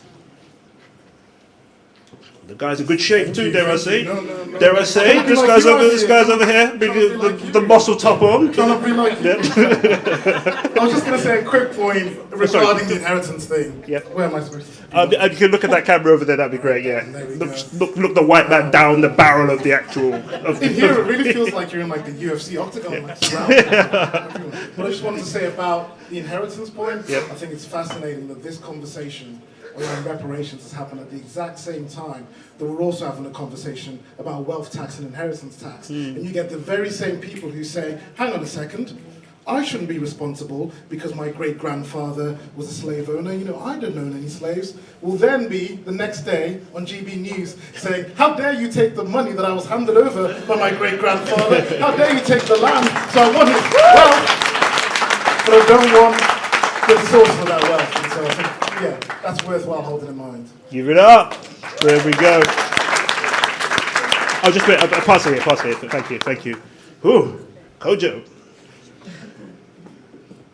You sure you not just lost your professorship there or so? The radical side. Let's do. Sorry, we've got any more points of blackness, so we're going to take them really quickly because we're about to go to the debate. But should we do one more, Marcus? Marcus, do you want to pick one of these? Maybe I should have made this a bit more bold or so because I didn't think we'd be looking this far. Victim mentality. Victim mentality. Chip on your shoulder. Get that chip off your shoulder, boy. How do you respond to that without slapping somebody's face? So Lenny's come under a lot of criticism of that. He has? You know. Yep. I'm amongst family, man. Do any of us think this? No. Maybe Kemi does, but the rest, Kemi definitely does. So maybe she does it in public. So I think the easiest argument against the victim mentality is that wanting justice is not about victimhood. Yeah. You know, and for some reason we don't frame, wanting to have justice, wanting to have progressive taxation, wanting to have a fair society. We don't frame that when it comes to other people as victim mentality. And all reparations is that we just want an equal and just society. That's all. Marcus Ryder, outside of anti-blackness, are there any real legitimate arguments against reparations that you can take seriously, that you can take in good faith? No. I mean, seriously, no. It's like somebody breaks into your house, steals all your stuff, right? Then burns it down, makes you work for your entire life, then makes your children work, and then makes their children's children work, and then makes their children's children's work, and then make their children's children work, and then the houses that they built, they burn those down, right? And you say, can I have some compensation, please?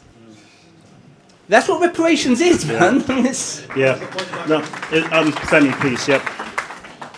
We're going to be quick because we're. Yeah. Yeah, you say they don't apply the principle of victim mentality to other forms of social inequality. They do, because you say when you talk about like taxing the rich to feed the poor, they come up with politics of envy. Yeah, no, that's true. Those in power will always say, "Oh, you just think you're a victim," in order to maintain their status. That's true. Good point, Femi. Good point. Good point, Femi. Good. Do we have any more points of blackness or so before? Brother, come to the middle, please. The only reason I didn't ask Femi to come to the middle is because Femi is currently. He's in the middle. No, Femi is in the middle. He's got one. He's broken his leg. He was chasing Nigel Farage, and Nigel outran him. Please, sorry. Please, brother, welcome. That's a very tight shirt, brother. Very confident man, aren't you? Yeah. Marcus, this is how you get down, Marcus, or so is it? But please go ahead, man. Please, thank you. Going to the gym tomorrow. Yeah, same here, man. This guy's got a 9-pack or something. Please, go ahead. Yeah, absolutely. He's here to win. But please, bro, please go ahead. Yeah. Yeah. Points of blackness. Marcus, my brother, yeah? My ancestors from Jamaica and Cuba gave the British hundreds of years of free labor, yeah? So I get the $18 trillion, yeah? I'm ready for my millions today, yeah? Give it to me, my bank account number, I can give it to you later. How realistic is this? Because they're just going to laugh at us. Look, our American brothers are doing exactly the same. Is there not an easier route where you can stop me from paying my 40% tax tomorrow, and I'm going to invest that money back into the UK as a win-win? Is that not an easier route for us to look at? No, and 40%. Sorry, 40%. Is that a higher tax rate, or is that? That's higher. Okay, the brothers here, the tight top, 6-pack, 40% tax rate. So I'm talking about. Like you don't know the high rate tax rate. There we go. Sorry. That was it. Yeah, please. Thank you very much. Yeah, sisters, give it up for him. Yeah, there we go. He's available to give out his number. Yep. I'll give you a second, please, Marcus. Yeah. Yeah. So I think what we're now talking about is strategy. Yep. And that's fine. Let's get the 18 trillion number out there, and if people want to roll back and so say it's a few trillion less. Or if we want to say, which we argue in the book, that you can raise that 18 trillion through a Robin Hood tax, and you can also do it by confiscation of state assets from war crimes, and there are ways in which you can raise that. But if we want to go with the argument of we pay less tax, or if we want to see it through other means, then that's great. The whole point of the book is to make sure, and what I would love, so my ambition, what I would absolutely love, is for us all, Caribbeans and Africans, to have Saturday soup. Right? Talk through. Right? Over Saturday soup, we could have little collectives, Uppity, for example, but just smaller, right? And talk through. Do we go for 18 trillion or do we go for 40%? 36. Or do we go for 36? Or do we go for 40% tax rate? Or and talk through the different things, and we can speak on that. So absolutely, I'm not arguing against whether we should pay a lower rate of tax rate. That's cool. We're talking strategy here. Whereas what we need to do is actually make sure that we get the moral argument out there that we are owed this, and if we accept a different way of finding it, then that's cool, man. Marcus Ryder, sorry, I'm so sorry because we're really, but we're going to ask a question. Points of blackness. Sorry, who is that? Points of blackness. Sorry, brothers. Yeah, please come to the middle. Yeah, please. And now the sister over there. The sister too. Where's our sister? You again? I've got my token Asian coming forward or something. I'm joking. But no, should we get? We'll have you on the queue, and we'll have our brother with his magical. Yeah, absolutely. That's it. Yeah, please. Yeah, please. Oh, sorry, brother. You're stood right in front of the camera. Shall we get you to stand over here so you could just Okay. Yeah. Point of blackness. I asked you this question before. I want to ask you about. First of all, where are you from, brother? Where's this accent coming from? This part of I was London. born in London, but I grew up in Texas. Oh, nice. Which part of Texas? Dallas. Oh, nice. I was in Dallas in February. We can talk about it later. Yeah, absolutely. I'm just trying to make you feel at home. You know what I mean, man?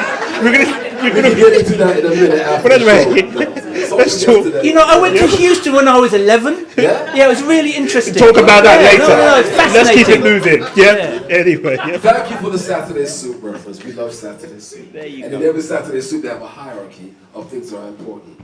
And number one is the dumplings. It's got to be the spinners, man. So do we call them dumplings or spinners? Well, my parents are Trinidadian. They made with corn. Can we do this so later? Okay. Right. There was a recipe for Saturday soup in the book. Yeah. There you go. Now you're going to buy the book, right? and not every dumpling deserves every soup. That's a challenge. You read the book, man. But I have a question for you, Marcus. I brought it up yesterday, I think, at the other place. When I was talking to ask you about reparations as repair. Yes. Yeah, which I think there needs to be. The question is a hierarchy. Emotional, psychological, infrastructure, education, healthcare, housing, all those things. Yeah. Because in my humble opinion, money's at the bottom. I think it's really about all the systems. Sorry, do we really agree? We really agree that money's at the bottom. Is that a real thing? Well, money was the outcome. Yep. The real damage was everything else that was done psychologically, emotionally, physically, and culturally. So if you could put forward, because I want to ask this further, a hierarchy of what is important, 1, 2, 3, 4, 5, Okay. what is needed for us to have repair, because reparation focus on money is, I find, a bit too much of a distraction. Okay. So if we could start with that. Thank you, sir. Thank you, brother. Appreciate you, bro. Appreciate you. Dallas in the house. Right, yeah, there we go. So I think it's a tough one. We live in a capitalist world, and the way that we value things is through money. Ultimately, with regards to reparations, and if we want a new world order, we don't, and we know that capitalism works against us. So we don't want to live in a capitalist world. But how do we actually make sure that our experience is valued? So I would actually take issue with the question a little bit, in that when it came to reparations of the Mau Mau, Yep. it was recognised that you had to do it all. That reparations and the financial part was far too small, Yeah. and the re-education was far too small, and the public apology was far too small.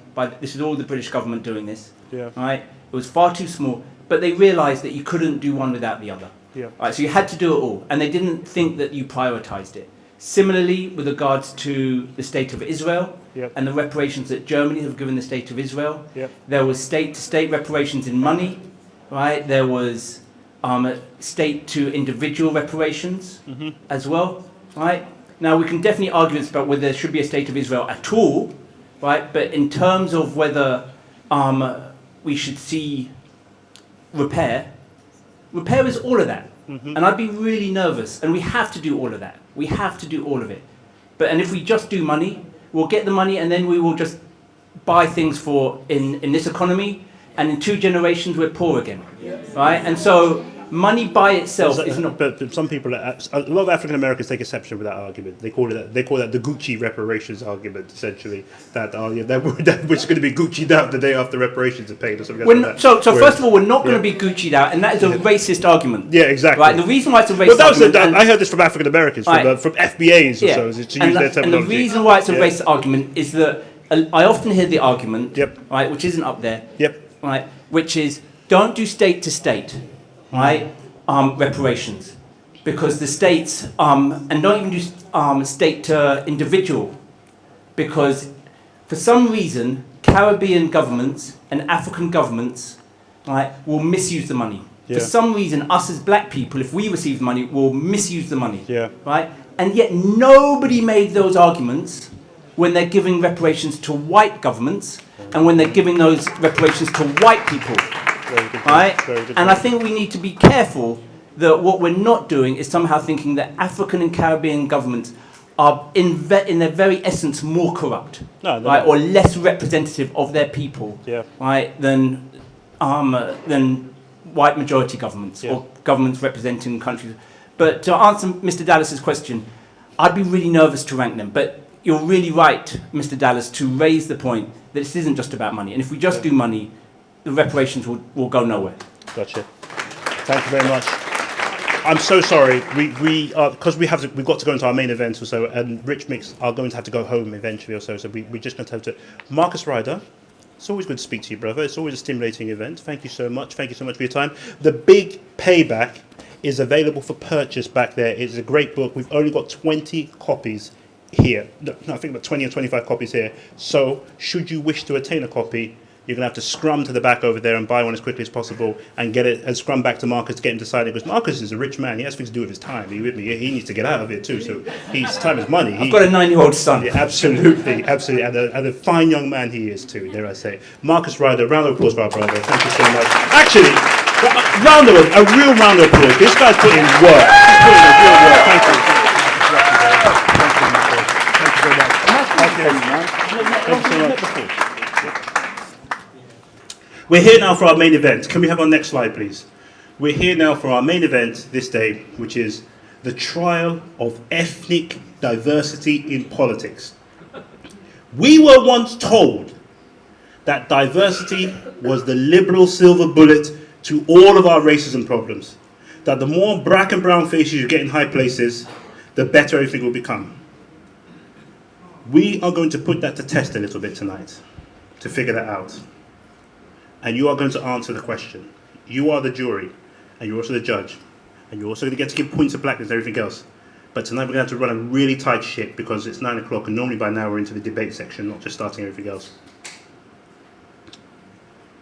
Diversity, we were told, is the silver bullet to racism.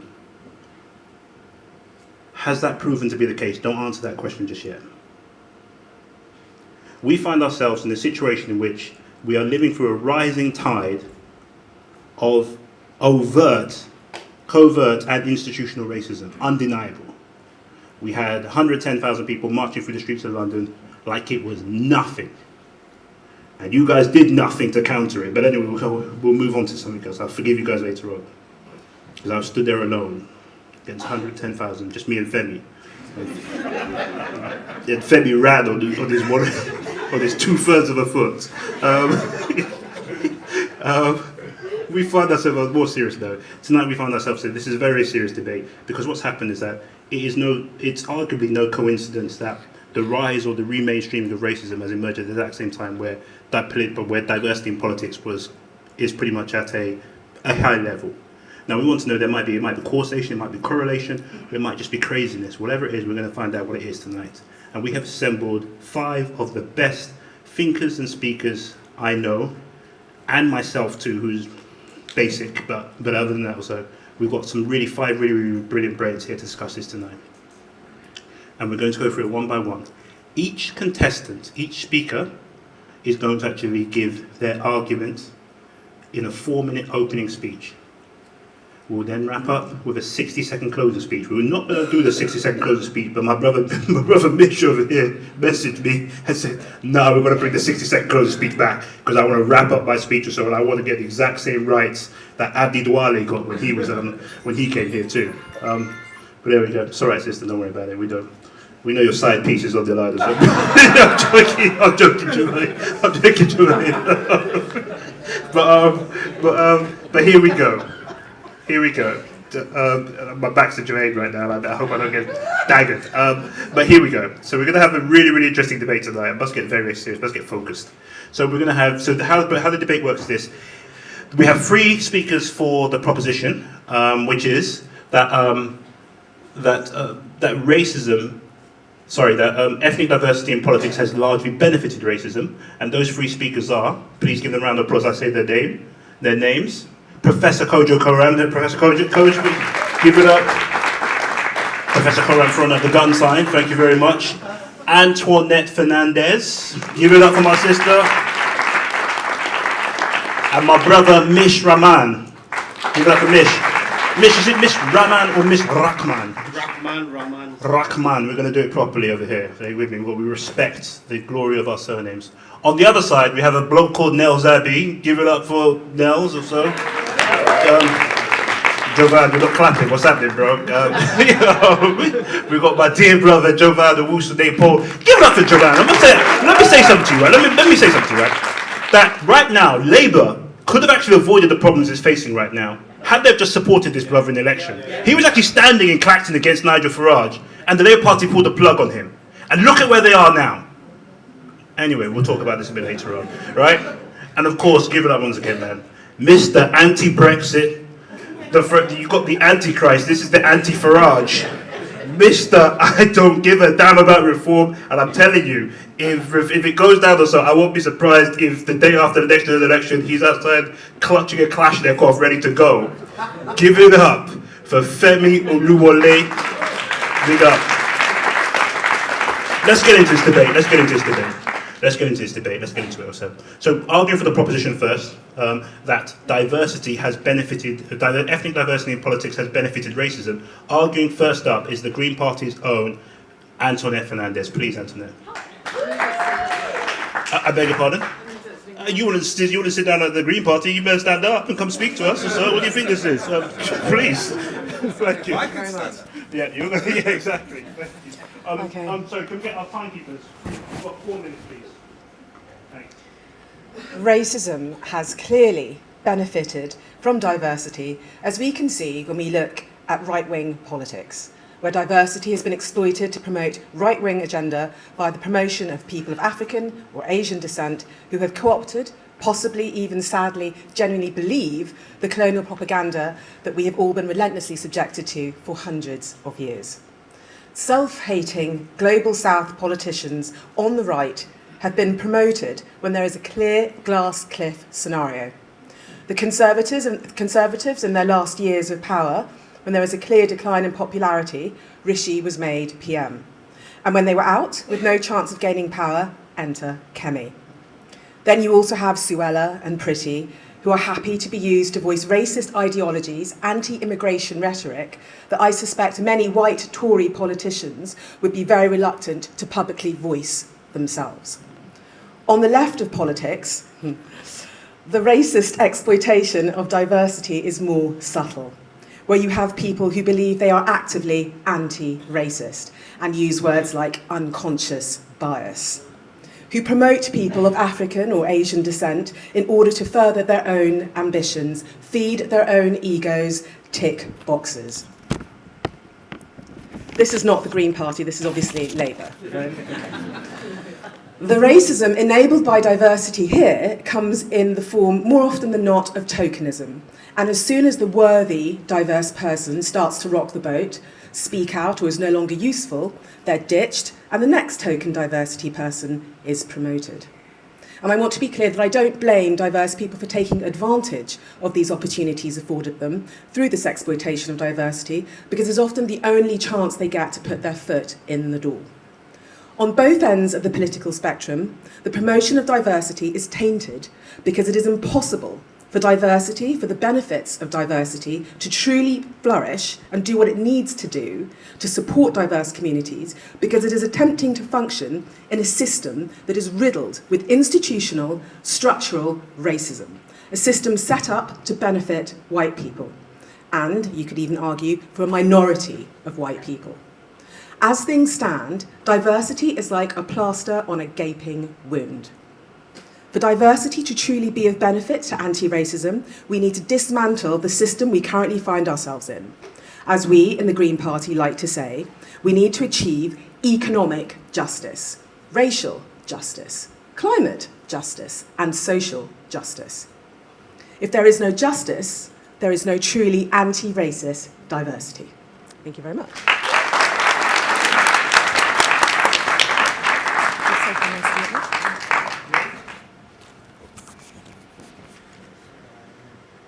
Thank you.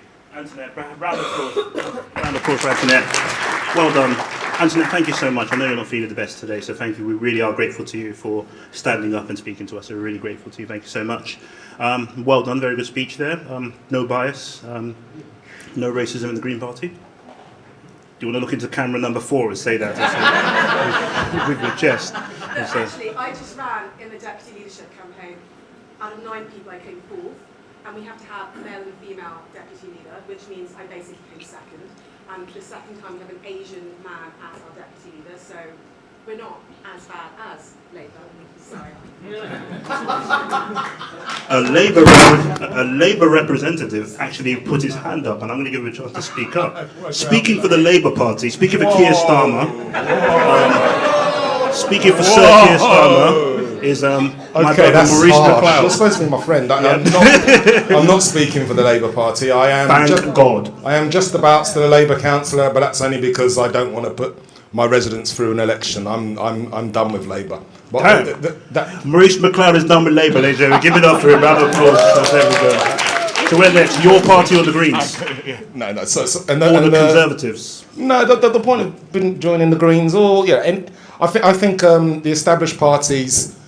I'm not going to be the vehicle that I would ever want them to be. They might work for other people, and there's brilliant people still in Labour. There's brilliant people in other parties, but I don't know why I've got the microphone. Actually, I don't think I asked. Even I was thinking that too. Anyway, take that back swiftly. All right. Yeah, this guy's making excuses. This guy's stammering. What did you say? So let's swiftly move on to something more coherent pretty quickly. Let's see. So, the original anti-Farage or so. We're going to let you lead our team. Is that okay? Okay.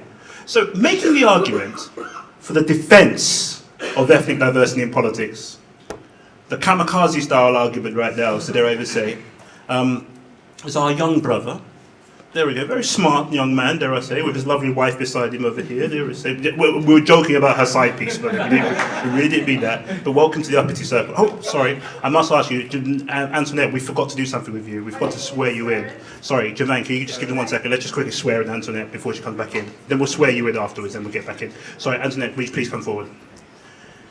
Antoinette Fernandez, who do you choose to swear in with and why?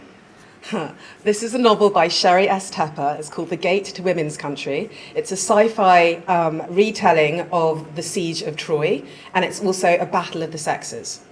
There you go. It doesn't sound too black. But anyway, let's show you women. Let's wait to it. Hold on, come back. Do you swear to tell the truth, the whole truth, the black truth, and nothing but the truth, so help you? I do indeed, yes. So help you? God. Oh, Sherry S. Tepper. Yeah, okay. Well, Sherry S. Tepper, dispute is God, but there we go. Thank you very much Thank you very much for swearing in. Gervain, let's swear you in. There we go. Well, thank you so much for coming along. Should we get do you want to grab one of the microphone? The microphone with the appendix on it, so. And then, so, Gervain, thank you very much. Is it Jovan or Gervain? What do you prefer? Jovan. That's okay. Thank you, that's fine. That's absolutely delighted to do so, Jovan. Jovan, who would you be swearing in with? So I brought a copy of Ralph Miliband, equally as white as the author before. This is Ed Miliband's dad. Yeah, Ed Miliband's dad. This guy's still got Labour ambitions. Anyway, let's keep going. Right, let's keep going. Let's keep going. Let's indulge our brother here. Come on, right there. Marxism and Politics, if anybody's ever read it. Yep. A very concise account of class relations in 1960s Britain. I don't know how relevant it is for today, but it gives me a bit of insight as to how we can dismantle capitalist institutions to the benefit of working class people today. So that's what I'm bringing right here. Do you have any illusion as to why the Labour Party pulled the plug on your candidacy in Clacton right now? Between being a rather suave, good-looking young man. Indeed, quite, yeah. I can't really think of any of those. Oh, the Marxism with textual clutching on too. Yeah, that might actually help you. Okay. Let's swear you in. Jovan, do you swear to tell the truth, the whole truth, the black truth, and nothing but the truth, so help you? Ralph Miliband. Yeah, absolutely. Making the case that diversity has actually benefited anti-racism. Jovan, next 4 minutes are yours. Thank you. Cool. Thank you very much. This has been something of an intellectual challenge when the motion was put to me. And so I spent the last couple of weeks considering the debate, considering the argument, and I found myself on this side of the debate through some level of hesitation and through some level of consideration. And it emerged, I think, from a historical understanding as to where Britain once was and where Britain is today. And I think it's quite fair to say that now we assume ourselves to be a kind of heterogeneous, multi-ethnic, multicultural society. And I think that's telling from last week on my British Airways flight, when British Airways goes all around the world, you can see black and brown faces as an export of what Britain is. You can see that from Naomi Campbell, who parasses down the catwalk and is a symbol for Britain today. And you can see that from Rishi Sunak having been the Prime Minister, but also Kemi Badenoch, now leader of the opposition. This all tells a narrative as to the type of society that we live in. And so I think the tenets of anti-racism, I would argue, have changed. It's somewhat different to when my grandparents first arrived here from Africa when they came from Ghana. And they were oh, thank you very much. There might only be one Ghanaian in it, or two Ghanaians in it. Oh, no, there's a few. Oh, okay. Oh, that's all right then. But when they came to this country, they were greeted with signs that said no blacks, no Irish, no dogs. When they came here, they were obviously impacted by employment rights. They weren't recipients of the same standard of housing and healthcare that I think most of us are quite acquainted with today. And yet I think something changed in the discourses and within the public mind following 2020. And I know that is quite a controversial year by which to locate some of these things. But the advent of identitarian politics, the changing nature of anti-racism in our society, it's gone from something that is arguably from materiality to something that is conceptual. The fact that we can see people at the highest echelons of British society, lords appointed into the House of Lords unelected that have black faces, albeit there not being many more of them. We have judges, senior judges, who are black people. We have senior doctors and nurses. The royal baby was delivered by a black woman. We can see that black people now have assumed a legitimate place within British society, and as much as people to the likes of FARAGE and others want to challenge our position within this society, there's no doubt that that couldn't have emerged were it not for the tenets of people such as Diane Abbott, Paul Boateng, and the others, Keith Vaz, who came into Parliament on the premise of a material uplift to black and brown people, but that has naturally changed.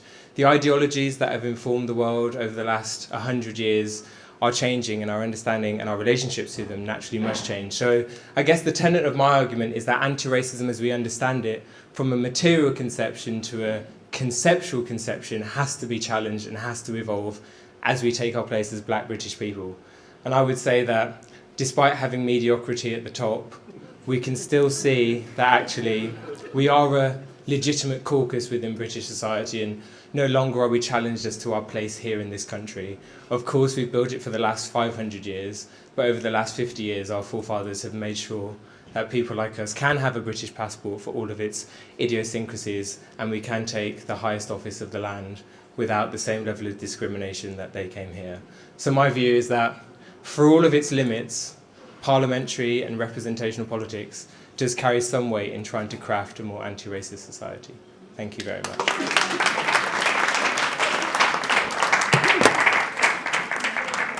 Thank you so much. Much appreciated to you. Thank you so much. I know this is not an easy. This is a very difficult gig. Oh yeah. Really and truly, it's a difficult gig. Sorry, can we go forward on the slides a little bit, please? Because I actually created some. Oh, so there we go. History it speaks for itself. Oh, can we go to the next one, please? Yes, there we go. Right. A brother who needs no introduction. A brother who needs no introduction to Keir Starmer whatsoever, because if anybody put the dagger between Keir Starmer's ribcage, metaphorically of course, it is our brother here, and Keir Starmer have told actually treated him in the exact same way back. So there's no love lost between the two of you whatsoever. Miss Rahman, can we invite you into the Uppity Circle, please? Give it up to our brother once again. Another one of our scholar warriors. Oh, that's what I'm talking about. His brother's coming today. That's what I'm talking about. Strong brother. Miss Rahman, who do you choose to swear in with today? Brother Malcolm. Brother Malcolm. Get your microphone. Let's get Brother Mish a microphone. You're swearing in with Malcolm X, with the autobiography of Malcolm X, probably the holy grail of black radicalism. Thank you so much. It's the book I was swearing with today, if I wasn't swearing in with Sundar Kathala's book. Should we swear you in? There we go. Do you want to lift it up in here also? Mr. Rahman, do you swear to tell the truth, the whole truth, the black truth, and nothing but the truth, so help you? Brother Malcolm. Thank you very much. The next 4 minutes of yours. Mish, could you just stand around here That would work perfectly for the cameras. Thank you. Thank you, brother. Ladies and gentlemen, we've heard some good arguments. We're going to hear more. We're going to hear about... We've heard about Rishi Sunak. We're going to hear about Shabana Mahmood. Probably Teddy Boys used to chase us down the streets in the 80s. We're probably going to go back to the KKK and how life is different now. And we've been told that ethnic diversity in politics is proof that we've beaten racism. But the system can't be racist anymore because we've had black and brown people there. But look, all racism did was just hire a few black and brown people. Because I'm here to say that diversity hasn't defeated racism, it's just helped racism hire better PR. Because let's be honest, racism used to be loud, it used to be white, it used to be violent, and now it's got a slicker look, it's got a fancy job title, and sometimes it's even got an Asian surname as well. For example, my sister Suella Braverman, who was in a competition with my other sister Priti Patel to be the most racist brown person in British politics, in a personal quest for far-right acceptance, herself the child of immigrants, calling immigrants an invasion. Now, she was the third successive non-white Home Secretary. And sadly, folks, living proof anti-racism didn't benefit from her or her predecessors, Sajid Javid or Priti Patel. They actually gave racism diversity and representation. She literally, my girl literally dreamt of sending immigrants to Rwanda. That was her dream. Now that's the equivalent of a failed asylum seeker about to be deported on a plane to Rwanda, saying how liberating to be deported by a brown woman and not some old white bloke. And when people say, hang on, that's racist, the government say, can't be, look, she's brown. Then we got Priti Patel, remember her cosplaying in a bulletproof jacket, police vest, knocking on people's door during early deportation raids. My man Tyrone Mings, I'm a Villa fan, I love the guy, and he's a legend, dragged Priti Patel in her condemnation of the racist abuse faced by Saka, Rashford, Sancho for missing penalties in the Euro finals after she called players taking the knee before that gesture politics. He said, you don't get to stoke the fire at the beginning of a tournament by labelling our anti-racism as gesture politics and then pretend to be disgusted when the very thing we're campaigning against actually happens. Rishi Sunak, remember him? When people were crying for joy because he lit a little lamp outside number 10, he became Prime Minister. Such a great celebrity moment for diversity. Refusing to condemn Lee Anderson comment against Sadiq Khan as Islamophobic. I mean, he exposed the absolute cynical fallacy of what was at that time dubbed the most diverse cabinet in history. And don't get me started on Labour. The first ever Muslim MP in Britain, Labour's Khalid Mahmood, supported the war in Afghanistan, voted against an investigation into the Iraq war, accuses anti-racists of being woke. Brother, you had just one job as the first Muslim during after the Iraq war. So Labour's not clean either. And then we got brother David Lammy, who refuses to call a genocide when it's Palestinians dying, but he always finds his moral compass when it's white Europeans. And now we've got Shabana Mahmood, who's the current Home Secretary. Now, Shabana's very special, right? She's sporting the genocide bob cut, version 3.0, in the footsteps of Reeves and Phillipson. You see, the point here is the most successful black and brown people in British politics haven't defeated racism. They've actually decorated it. And what they've done is they've diversified it, they've outsourced it, they've franchised it. So instead of white posh old men doing the dirty work, you've got brown and black politicians doing it for them, cheaper and more convincingly. And while anti-racism hasn't benefited the same way, the reward for Diane Abbott, Zara Sultana, etc., people who actually challenge injustice, they're branded divisive, sidelined with racist abuse and death threats, while the obedient ones get promoted. So I'm going to finish with this, I've got no time. Power loves diversity as long as it doesn't come with dissent. Power loves our melanin because as long as it's not brave. And power loves representation as long as it doesn't resist. So diversity has changed the faces of power, but not its colour. We've got more brown people in high places, but they're defending the same old racism, colonialism and genocide. We've still got people getting locked up for calling people coconut. We've still got, as the brother said over there before, Lenny Henry, he's a sir, stood up. As soon as he asked for reparations, he's no longer flavour of the month. Racism's evolved. It smiles for the cameras. It doesn't say go back home. It says we welcome you as long as you help keep others out. So that's why, ladies and gentlemen, brothers and sisters, it's racism, not anti-racism, that's cashed in on diversity.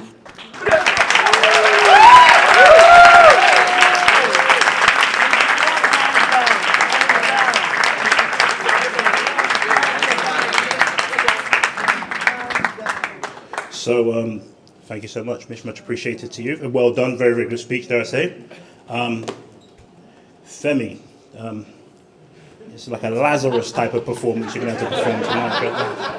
I don't know how we're going to turn this one around, but you're going to have to do something special. Femi Oluwole, would you like to come up to me, my dear Yoruba brother? You're not going to swear with another sci-fi thing, are you? Yes, you are. He does this every single time. Every single time he comes here. I suppose he swore on Tintin in the Congo once. No. It was Sinners last time. Okay, it wasn't Tintin in the Congo. Okay, it was Sinners, yes, correct, okay. He's swearing, you're not going to believe this, guys, anyway, right? I mean, Antoinette was bad enough. This is okay, right, here we go. Femi Oluwole, do you swear to tell the truth, the whole truth, the black truth, and nothing but the truth, so help you? Buffy the Vampire Slayer. Is it too late for me to disown Femi, Javan? Is it too late for us to disown Femi from our team or so? Just on the base, we've got to have him, haven't we? Right, Femi, please. The next 4 minutes are yours. Make the case for anti-racism being benefited by political diversity. Thank you. As a kid, I used to get really annoyed with my dad every time we'd be out and he'd mention race in public because we all grew up in areas that were like predominantly white my entire life, and so I knew that if I was in a restaurant, then the family next door or the person at the bus stop nearby, I'd probably be the only black person that they'd see that week, hell, that year. And if their only experience of us was talking about race, and they see us as black first, people second. They just see us as these civil rights caricatures. I wanted them to see us as people, because we are all individuals. And that's what brings us to what we're talking about tonight, in that we're going to be hearing a lot of people saying, well, we've got the KKK, by which I mean the Kwazis, Kemis, and Kanyes. The people who are proof that not all skin folk are kinfolk. But that has been a lesson in and of itself. We have seen just how disastrous they've been, and the public has seen that. The public has seen black and brown people having different views on racism. While yes, obviously it's not 50-50. We know they represent a minority, but it has made the point that these people are not popular. We can see just how unpopular they are. As Antoinette mentioned, there is a glass cliff for these people. Kemi, oh my God, how embarrassing is her situation right now. As Nels was saying earlier, it is being, I genuinely feel bad stepping on her because but that's the point. They aren't being effective anymore because they realized in order to stay popular with these white racists, they have to go more and more extreme to the point that they start to sound ludicrous. They aren't actually being that effective towards racism anymore. We've seen the proof that this is just a ploy, and the public has seen that. We had people like Dominique Samuels who are being paid by the Daily Mail to put their names to racist articles. This notion of black, what was the term that Nels used? The blackface of white supremacy? That's what they're doing. So we have actually been through this process where yes, it has been negative in that top of the space. But we are on a journey. As Martin Luther King says, the moral arc of the universe is long, but it bends towards justice. Of course, in a system of oppression, those with power are going to be the first ones to the plate, dipping their snout in the trough of diversity, trying to use it to their advantage. But we are here. People like Nels, people are rising up all over the place, and pushing forward the actual anti-racism that we're all fighting for. Because I remember when I entered politics back in 2016 to do with Brexit, it was a very lonely place for anybody not establishment being black. And that's because for me, when I was a kid, I wasn't really paying attention to politics because politics for me was just old white men in suits shouting at each other. I didn't feel represented at all. But as I've done this over the past 8 years or so, the best thing that I ever hear from young black people who recognize me in the street is, "I was good to see you on TV because you showed me that I actually do have a right to speak out about politics. That this is something that I can actually get involved in as well." That's the progress that we're making, and especially with the TikTok generation, because we've seen that political discourse has been democratized. Anybody can speak out, which means most importantly, we can tell our own stories. Like you saw earlier just now, I swore on Buffy the Vampire Slayer, and I think that's important because I am a black nerd. When we grew up in the 90s, when I grew up in the 90s, how often were you seeing black nerds in media? When you see a black person, they are either a thug, a criminal, they're on the news, they're the gangster in a movie. Being able to tell our own stories is so critical. Not being painted as the worst versions of ourselves is so critical. And that's how we're able to push forward the correct narratives and actually make a difference. Like, for example, I think my favorite TikTok ever was a Muslim woman talking about how the best thing about TikTok was that one of her colleagues, the first interaction they had ever had with a Muslim person was via TikTok. That the only experience they have of Muslims was Muslims telling their own stories on TikTok. Not by Fox News, not by the wars we constantly get into. It's people telling their own stories, and that is the progress that's been made. So yes, we have taken some hits, but this is a step along the way towards the progress that we actually want to see. Thank you.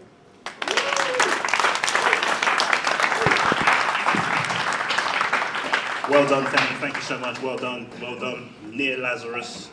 We're getting there bit by bit. Our final speaker for the proposition that is Professor Kojo Korab. If we can just get the slide to correspond, that would be great. Yes, yeah, that's him. Professor Kojo Korab, who's a professor of law at Loughborough University, and he's also the author of yep, Auntie, he's Ghanaian. Yep, that's correct. Korab. Okay, my great grandfather made it up. So it's not a real. It's a true story. Not a real Ghanaian. He made it up. Oh, interesting. Come through, bro. Come through, brother. With your fake surname. I need to share my family trauma now.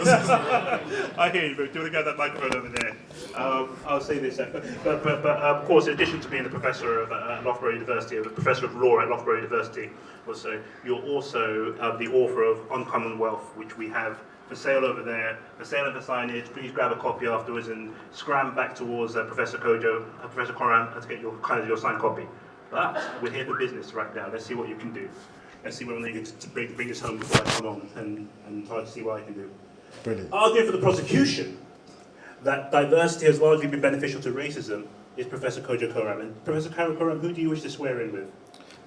I actually forgot to bring a book. But I see Eyitemi Cooper's one there. Yes, so I think I might use Eyitemi Cooper's Black Resistance to British Policing. You know what, Eyitemi Cooper probably would have appreciated if you just actually picked his book without pointing out. You forgot to bring the book.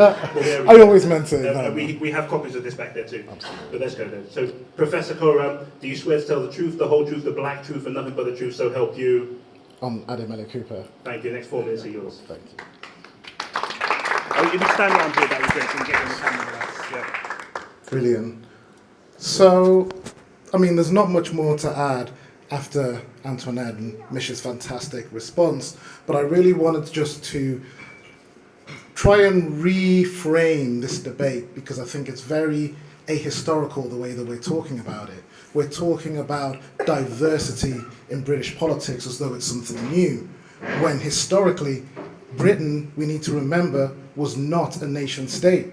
In many ways, it still isn't a nation state in terms of the way it's structured, its constitution, its borders. It is and was an empire, which meant that it's had black and brown MPs and politicians for far longer than the last 25 years. 1767 is when the first black MP, who was at the time of the transatlantic slavery that Marcus and Nels were painting in such vivid pictures for us, sitting in Westminster as a representative of a slave-holding dynasty, a mixed-race individual called James Townsend. You know, we're here in Bethnal Green at the moment. 1895, Bethnal Green had an Asian MP, Mancheri Bonjari. I might have messed up the name, but you can look this up.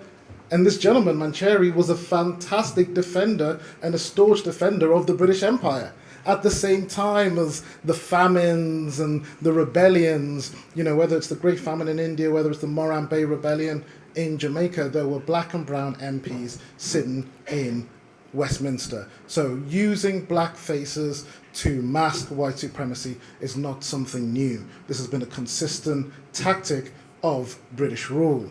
And I think that we need to think more about what makes politicians connected to the cause of anti-racism than simply the colour of their skin. And this is where I actually, in some ways, almost pull back from some of the criticism that we always put on, of course, the Pretties, the Suellas, the Kemis, the Rishis, all these people who always end up in the Home Office doing the deportation and the arresting somehow.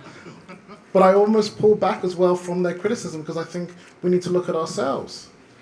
Because what is the difference? We had that slide before between Bernie Grant and Kemi Badenoch. And what is the difference between them? Apart from everything, personality, principles, all of that stuff. True, but I think the biggest difference is that Bernie Grant had a movement behind him. And that's what kept him connected to the cause of anti-racism. In the 1980s, you had, you know, the anti-racist movements, you had your anti-apartheid movements, you had your Race Today collective, you had your Rock Against Racism even with, you know, crossing the lines with white socialism. You had these connections that meant that they had to answer to a community which kept them tied to particular principles. And when we look at politicians now from all different parties, you know, from the Labour Party to, you know, Nels's auntie, Kemi Badenoch. Nels, that's true. He got drunk one night and he confessed to me now. Olukemi's his paternal auntie. But they are all coming into office without a movement to hold them accountable. And, you know, if you talk about politics, write about politics, you might sometimes be told, oh, would you want to be a politician? And people have said that to me. And I know I wouldn't, because I know I would fall into some corruptness. I'll be confessing with you now. You'll see me come into office, and then you'll see me and Javan sitting in number 10, eating jollof rice, moving the budget to an account in Accra.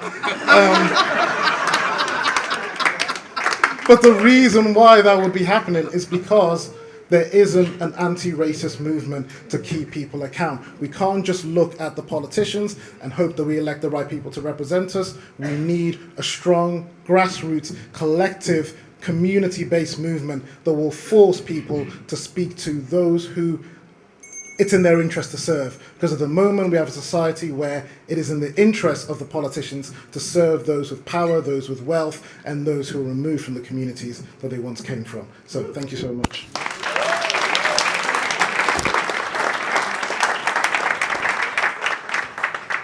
Thank you so much, Coach. Much appreciated. Thank you for outing me. Let's get this done. All right, let's get this. It's time to bring home the bacon. Let's get this done. All right.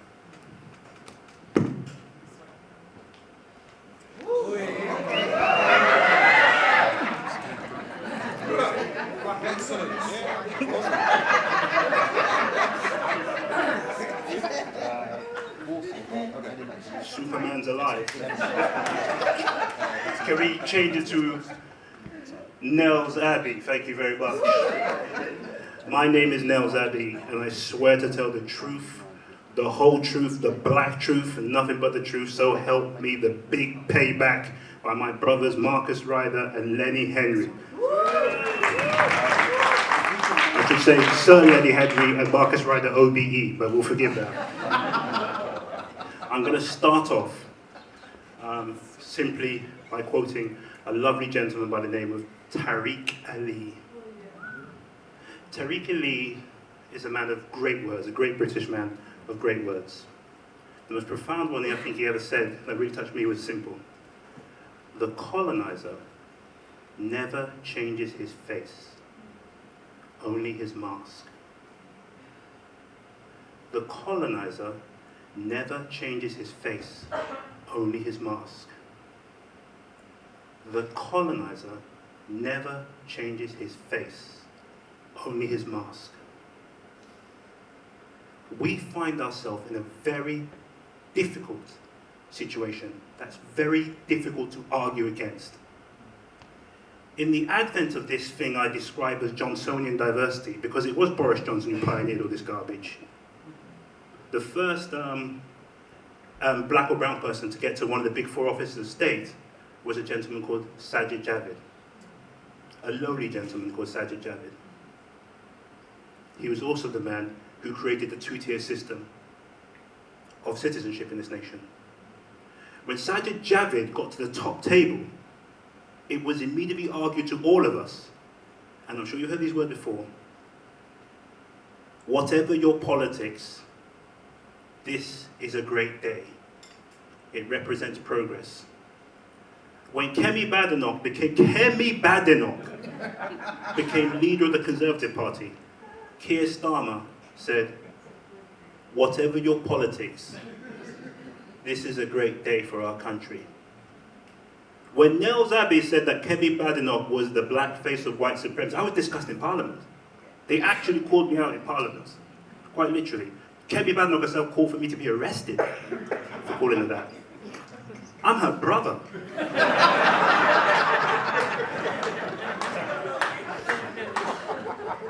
The point I'm making is this, is that what we are seeing here is not a change in the colonizer's face, it's a change in his mask. The black and brown people, almost without exception, to become ministers and get to high levels, from Lamy to Shabana Mahmood, to Priti, to Suella Braverman, to Crazy Crackers Kemi, to what's that other guy, to Sajid Javid, to, I'm not going to mention Kwasi Kwarteng because he's my boy, but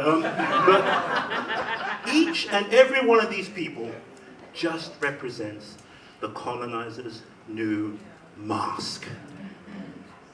The great thing that we have now, and this is where it benefits anti-racism, the delusion that we had in the past, the denialism that we had to contend with in the past, the whatever your politics, this is a great thing, is dead. When Shabana Mahmood was made Home Secretary and people wanted to applaud like seals, it wasn't a hard sell anymore to say that, look, this is not something for you to celebrate. This is something for you to be worried about. The smut in the eyes of the anti-racist has been cleared out now. The fog, the smut, the mud, whatever you want to call it, is no longer there. There is no more deception anymore. We now know what we're looking at. We know the colonizer, we know the white supremacist, and we know they also come in imagery that looks just like us. You guys seen the film Sinners? What did you think that was about? I don't even know what it's about, but I suspect it's something about like this, right?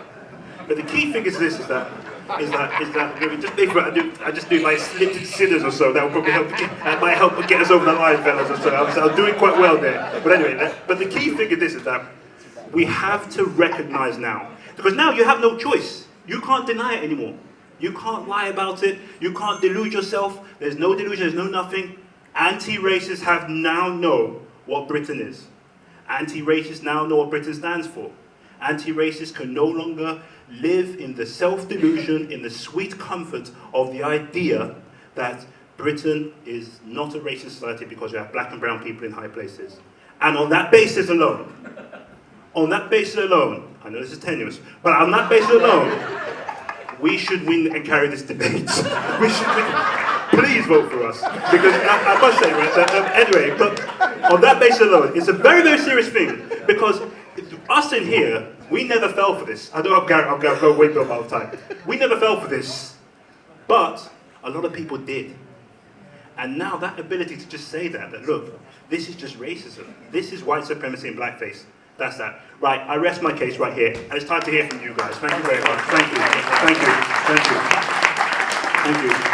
Femi, thanks so much, bro. Femi, Joanna, thank you very much. I know, guys, this was not an easy gig tonight, so don't worry. I'll invite you guys back. I know we're crash dummies here right now. But let's go. Let's hear from our audience right now. And guys, we've not got much time. We've not got much time whatsoever. So please, you've got some points of blackness, get them out. Samar, let's hear from you. Quick. Keep your point of blackness under 30 seconds, please. So we need to go around as quickly as possible, please. Of course, I've got a couple of points.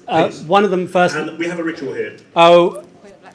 Point of blackness? Yeah, yeah, cool. Oh, sorry.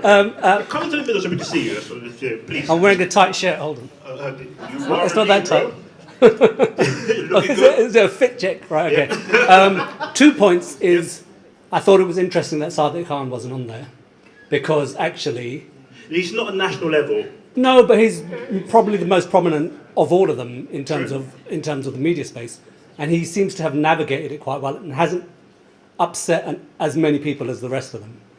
Secondly, I was having a conversation years ago on Twitter about Priti Patel when she was Home Secretary, saying, oh, these people always have to play up to you know, the leaders, they always have to play up to the racist elements of the electorate. And then there was a black woman who tweeted me, she said, there are Asian people who actually have those views. And I thought that was really interesting because I was like, shit, yeah, they're not always playing up. These are actually their views. They have these anti-black, anti-Asian, anti-kind of, you know, a classist kind of a view of the world that we're all right, those ones ain't, and they need to go back. When you read your Martin Luther King and you get to I Have a Dream, do you know what to do? Go on. Keep reading. Because Martin Luther King actually called this out. Martin Luther King said that it should shock absolutely nobody that some people have been corrupted by the racial oppression, the segregation, the racial poverty, the denigration that's taken place, that's been imposed upon us for centuries or so. It's going to corrupt some people. Some people are actively going to take it, absorb it on board. That is a natural thing. Yeah. It shouldn't really surprise us. It shouldn't really surprise us. Our job, effectively, is how do we get it out of it? Yeah. Well, I mean, the point... How do we de-radicalise it? How do we create the black and brown event? Are you with me? Yeah. And the point I was making was like that it's not always just a job opportunity for them that they're looking for promotion. Of course. They actually have those beliefs. They believe it. And it's people, it happens in politics, it also happens in the workplace. Yep. And we all see it in the workplace as well. Yeah, but that was just the point I wanted to make. I hear you. Cool. Thank you so much, much appreciated. Any points of blackness? Patricia, please. Giovanna, I'll come to you in a second. So 30 seconds, really quickly, because we're going to get thrown out of it before you know, we still need to vote. And we still need to hear closing arguments too. Great. So please. Point of blackness. Point. So I actually think that there's a real correlation to what we're experiencing and what's happening in sort of globally and especially across the pond in America. Because when I think about 18 years ago, it was, you know, we were all, even though it wasn't happening here, but we were all like, oh wow, they've just elected their first African-American president. And at that point, we thought, well, I can't speak for everyone, but I'll speak for myself. I thought, the landscape is about to change, but the landscape didn't change. And actually, I think that just made people a lot angrier and a lot more visceral in there. And then the mask has now slipped. So I think we're experiencing exactly the same thing, and we're seeing that played out. I don't think diversity in politics has actually done us any good. I literally think that it has aggravated and let people think, oh wow, for a second, you know, they're going to take over. But yes, that's essentially what I think. Thank you so much. Thank you. I didn't clap at you in a horrible way there. Just Jovan, please. Yes. To respond to our friend who just made the point, wouldn't that, in keeping with the argument that I've tried to purport, wouldn't that basically make the argument that we are an anti-racist society and that their ethnicity is not contingent on their ideological worldview, and so that means they can consider their view based upon their other aspects of their identity, their class, their own ideological persuasion. And so, in as much as that may be seen as problematic, actually your ethnicity isn't really attached to any of your ideological advancements. So we could actually be, to a point, in a post-racial, anti-racist society. I know that's a stretch, but you understand the point I'm making. Jovan, I will invite you here on a night where we can win. Don't worry about this. But yeah, sorry. Please, mommy, please, yeah. Point of blackness. Yeah. I couldn't agree more with you. I couldn't agree more. Anti-racist, multicultural society is sustained or pushing a lot of us, particularly us, the parents that brought you guys up. But what we are forgetting is that they are relishing the idea of having our people in those positions. They position them to keep us. Africans, we still got that problem of solving them dividing us in the first place. Until we can unite. Uppity, who else are you collectively bargaining with? I wish we had something like a Turning Point Britain. We do. If we have Turning Point Britain, that's where this kind of conversation should be going on, where we can collectively prove to them that, yes, we know you people are putting our people in position, but we still want that equal justice and equal rights for every single one of us. You don't use our people to continue whatever else you've been doing to us before. That divide and rule is still working for them, and I can't stand it. Brother over here, please. 30 seconds, brother, please. Point of blackness. I think one of the things that was really important what you said that these guys are not coming from a community. And I think that that's part of the real issue. I would say that I'm from the hip-hop community in the UK from the 90s. What's his name? And there was a community, and we did get to a point almost where Akala was our champion, and we would put him forward as someone who would speak on our behalf into places of power. But I couldn't see any of those people at a Stormzy rave. And trust me, Stormzy is probably the most multicultural artist that you could imagine. But we don't have that musical voice anymore. And I work for Mobo. And I'm trying to be in a place where we can empower artists to have a voice. The biggest thing for me was that when we got to George Floyd, no one in hip-hop said anything. The only people who have said anything really about what's been going on musically has been Bob Vylan. And that's rock music, which was our music also. And it now seems that that's where our voice is. So I think it's really about us being in a position to champion someone from our community to take those roles. Because if we're not, people who have come, usually who were middle class black people in the first place who went to private schools will continue to get into those positions who are not connected to the community and cannot speak on our behalf.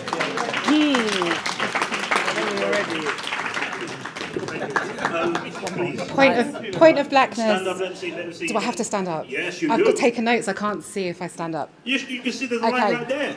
So I'm going to wrap a lot of what's been said up. Middle class people that went to private schools and grammar schools, if we think about the most anti-racist MPs or people in position that we've had, thinking about Diane Abbott and Bernie Grant. Did you go to a private school? No, I didn't. I actually didn't. Okay, I didn't. I thought you were I didn't. defending your But I guess it kind of leads to my overall arching thing. And Mish, you made the most amazing point that I've heard all night, and I was on side. But then I have a bigger question here, which is, are we not repeating Eurocentric ideals by sticking this single idea of what power is?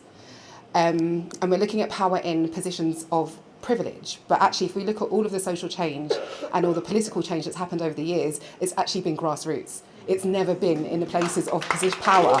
So maybe there's a bigger thing here in terms of checking ourselves, and that's the beginning and end of my point of blackness. We've got any more points of blackness, so let's be really quick. Our sister, come forward. Let's hear and speak to you, sister. Please. Give it up for our sister.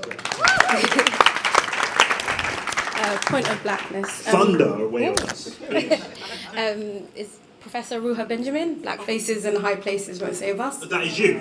No, Professor Ruha Benjamin. That's sorry. Yeah. Okay, So she made that speech about the black women at the UN who voted for the genocide, basically. I agree to the sister's point about power. What do we give power? Return the MBEs, first of all, and OBEs. Why is Ryder so important? Why are all these places so important? Because we give them power. Right? Marcus, I'm going to give you right of return. Right to reply for a second because our sister's sorry. Yeah, please. That's my point. Like, return these things, boycott it all, right? We give it power. The people make the power. Malcolm was not a politician. Malcolm changed the world. Good point.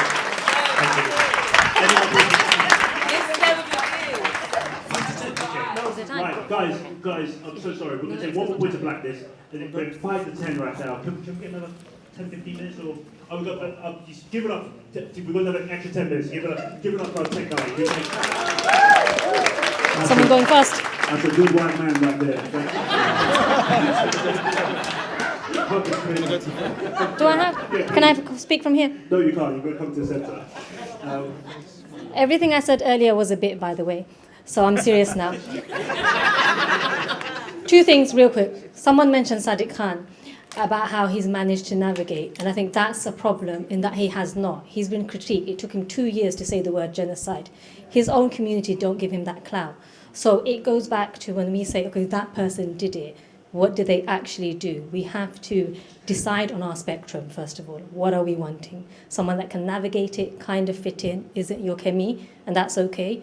Or are we talking over here about community change? And going back to the point the sister made, do we put our money and our mouth in infrastructure? Because we're talking about grassroots. Who can name all the varying grassroots organizations? Because there's so many. There actually is so many right now. The organization isn't there, the support's not there, the monetary support isn't there. And whether we look at communal issues, mental health, criminal justice, gangs, sorry, that's my background, that's why. There are so many organizations that are doing it. Similarly, when we look over here about Palestine, Power Action being prescribed, there are organizations doing it. Are we missing the link somewhere? And when we name the Sadiqs, are we still going for that false hope? In terms of we could get, he's not bad, so the next one will be a little bit better. And thank you so much for, where's he gone? Me? No. Kojo. What Kojo said about the historical aspect of it all, it's not new. None of this has ever been new. We can just look at, for our forefathers, it was just over lands over there. That's kind of what it comes down to. And that's it. Thank you. Thank you so much. Thank you. We're burning for time. Because you're new here, bro, we're going to give you a quick 30 seconds for points of practice. And then after that, we're going to have to... You got notes. 30 seconds, bro. Come on, serious. That's why I took the notes. All right. Reparations is not justice. Brother. If someone came into your home, raped your mother, then raped your father in front of your mother, made you watch, then used your babies as crocodile feed, would you take a penny? Nels, would you take a penny? I would not. Oh, thank you very much. Is reparations justice? No, it's not. No, but that's slightly different to the topic that we're on right now, bro. I know, I'm getting somewhere. Okay, all right, fair enough. So, if someone came into your house, stole your family, raped your entire family, and made you all watch, would you take a penny? I'm sure everyone would say no. And again, as the oldest people on the planet, why are we listening to the babies? As the oldest people on the planet, why are we listening to what the babies have to say? Right. And lastly, the biggest mistake that the ancestors made was agreeing to the contract. We need to disagree. Thank you. Thank you very much, brother. Much appreciated. Thank you so much. Thank you. Right. Thank you so much. I think I'm so sorry because we've got this. This is how it normally works. So we go through so much. We're back next month. Then we're not back till February after that. So but yeah. Oh, you hear that? We are going to have time for one speaker from each side. Mish is going to be you, because I know this means a lot to you right now, because I don't want to get your nerves. So Mish is going to be you on your side. Antoinette, do you have something to say too? For you? Kojo, do you have something to say? Okay, fine. So we'll give it to Brother Mish. Jovan, Femi, who wants to take a close for? Okay.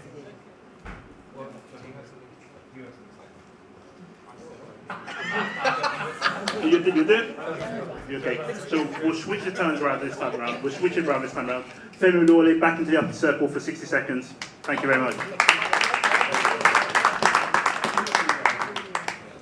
So, I just want to pick up on what you said about the where power is. That's kind of the point I was making about TikTok, because that is increasingly where the power is. That is where people are actually having a voice and making a difference. And because you have people from different backgrounds actually making those points, we are seeing that not all skin folk can vote. We are seeing actual voices of black people actually gaining prominence. Like back in Brexit time, I had 20 followers on TikTok. We are seeing the democratization of being able to speak out. But the issue I wanted to talk about is the fact that we are framing this entire debate wrongly. By definition, we all want to get to a future where the society is equal, where we do see black and brown faces equally represented in power. It was inevitable that those who have the power right now would try and use diversity for their own objectives. That was inevitable. We had to go through this process, and now that we can see that not all skin folk can vote, now that we have seen the absolute car crashes of your Kemis, your Kanyas, your Candaces, now that we've seen that, now we're on an upward trajectory. I think that's where we're going. Thank you. Thank you very much. Brother Nish? Thank you. Look, I've come here from Birmingham with this heavy book to win. And the debate itself and the topic, and I understand what the sister's saying, and I think it is right, grassroots movements are what develop change. But then we go through cycles and we come and decide that we need people in powerful places to represent us. And that's how we got Diane Abbott, Bernie Grant. There was black sections who organised, and we got them in. But we also got two other people, we don't celebrate them much, because they also fell into the same trap that we're talking about on our side. Don't forget, we also, across the pond, we haven't mentioned Barack Obama, because his presidency was supposed to end racism forever. He carried on deporting, drone bombing brown people, black people stayed in poverty, police killings continued, and Trump's white backlash followed. So he was meant to be the Black Lives inspiration. Instead, we got Trump's white supremacist retaliation. So look, to wrap up, people like Diane Abbott, Zara Sultana, etc. are the most racially abused and harassed politicians in Britain, and they receive death threats on the regular. And they're not just attacked because they are black or brown. They're attacked because they refuse to play diversity's obedient role. And that is at the heart of it. So you've got diversity in politics, but diversity is not allowed to smile and it's not allowed to challenge. Especially when you're a woman. Sorry. Yeah, agree. Vote for us. And until we protect the truth tellers, instead of the token holders, racism and not anti-racism will keep winning.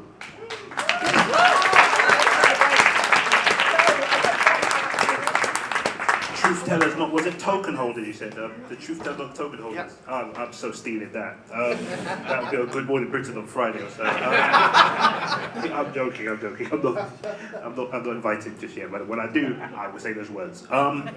Joanne, because this is a handicap match essentially for us, would you like to do... Sorry, who asked for a point like this? Let me just give me 1 second. Let me just see. Javad, do you want to wrap up? Then we'll let our sister speak while we're deliberating. Please. I mean, mine's slightly different, which was at the beginning we were asked what we should do should Nigel Farage become the next Prime Minister. Having some slight hand of contesting an election against him, my view would be go home, enjoy yourself, and not let the man bother you. If that's much of a sympathy to get votes on our side, then so be it. But the premise of being an anti-racist society based upon more black faces is quite a hard one to argue, and I completely understand people if they vote against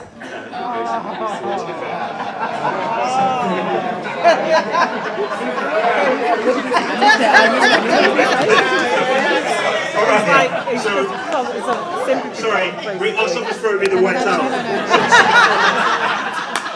I feel like I'm going to faint. Right, can we have, so we've had our closing statements.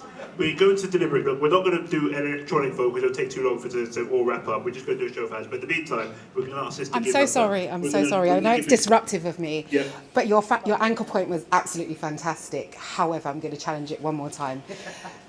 Barack possibly was not the only reference that we could have used here, because we know how power works, right? And we know how challenge works. And if Zara and Diane more recently weren't successful, then the pushback wouldn't have been as aggressive as it has been. And it's been so aggressive so quickly in a way that I certainly haven't seen in my lifetime.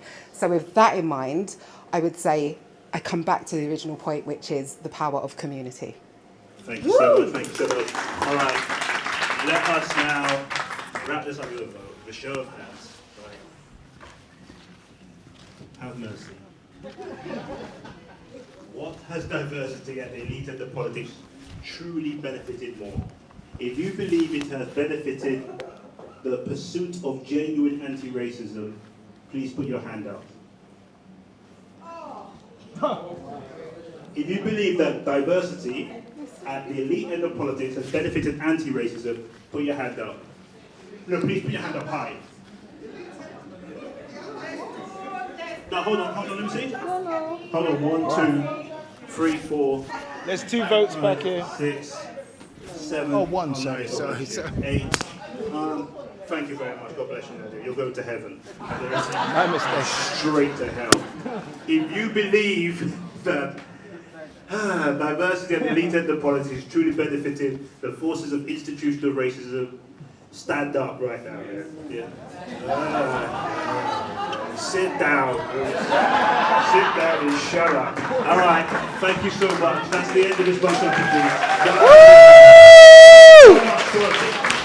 Thank you so much, Professor Kojo. Thank you so much, Antoinette and Fernandez. Femi Oluwole, the anti-Brexit, anti-Christ, my brother Mishra, Jovan, Eyitemi, Celeste Mohammed. We've got books in the back. Can you just make one announcement before we go, please? One announcement. Quick two announcements on next month's Uppity.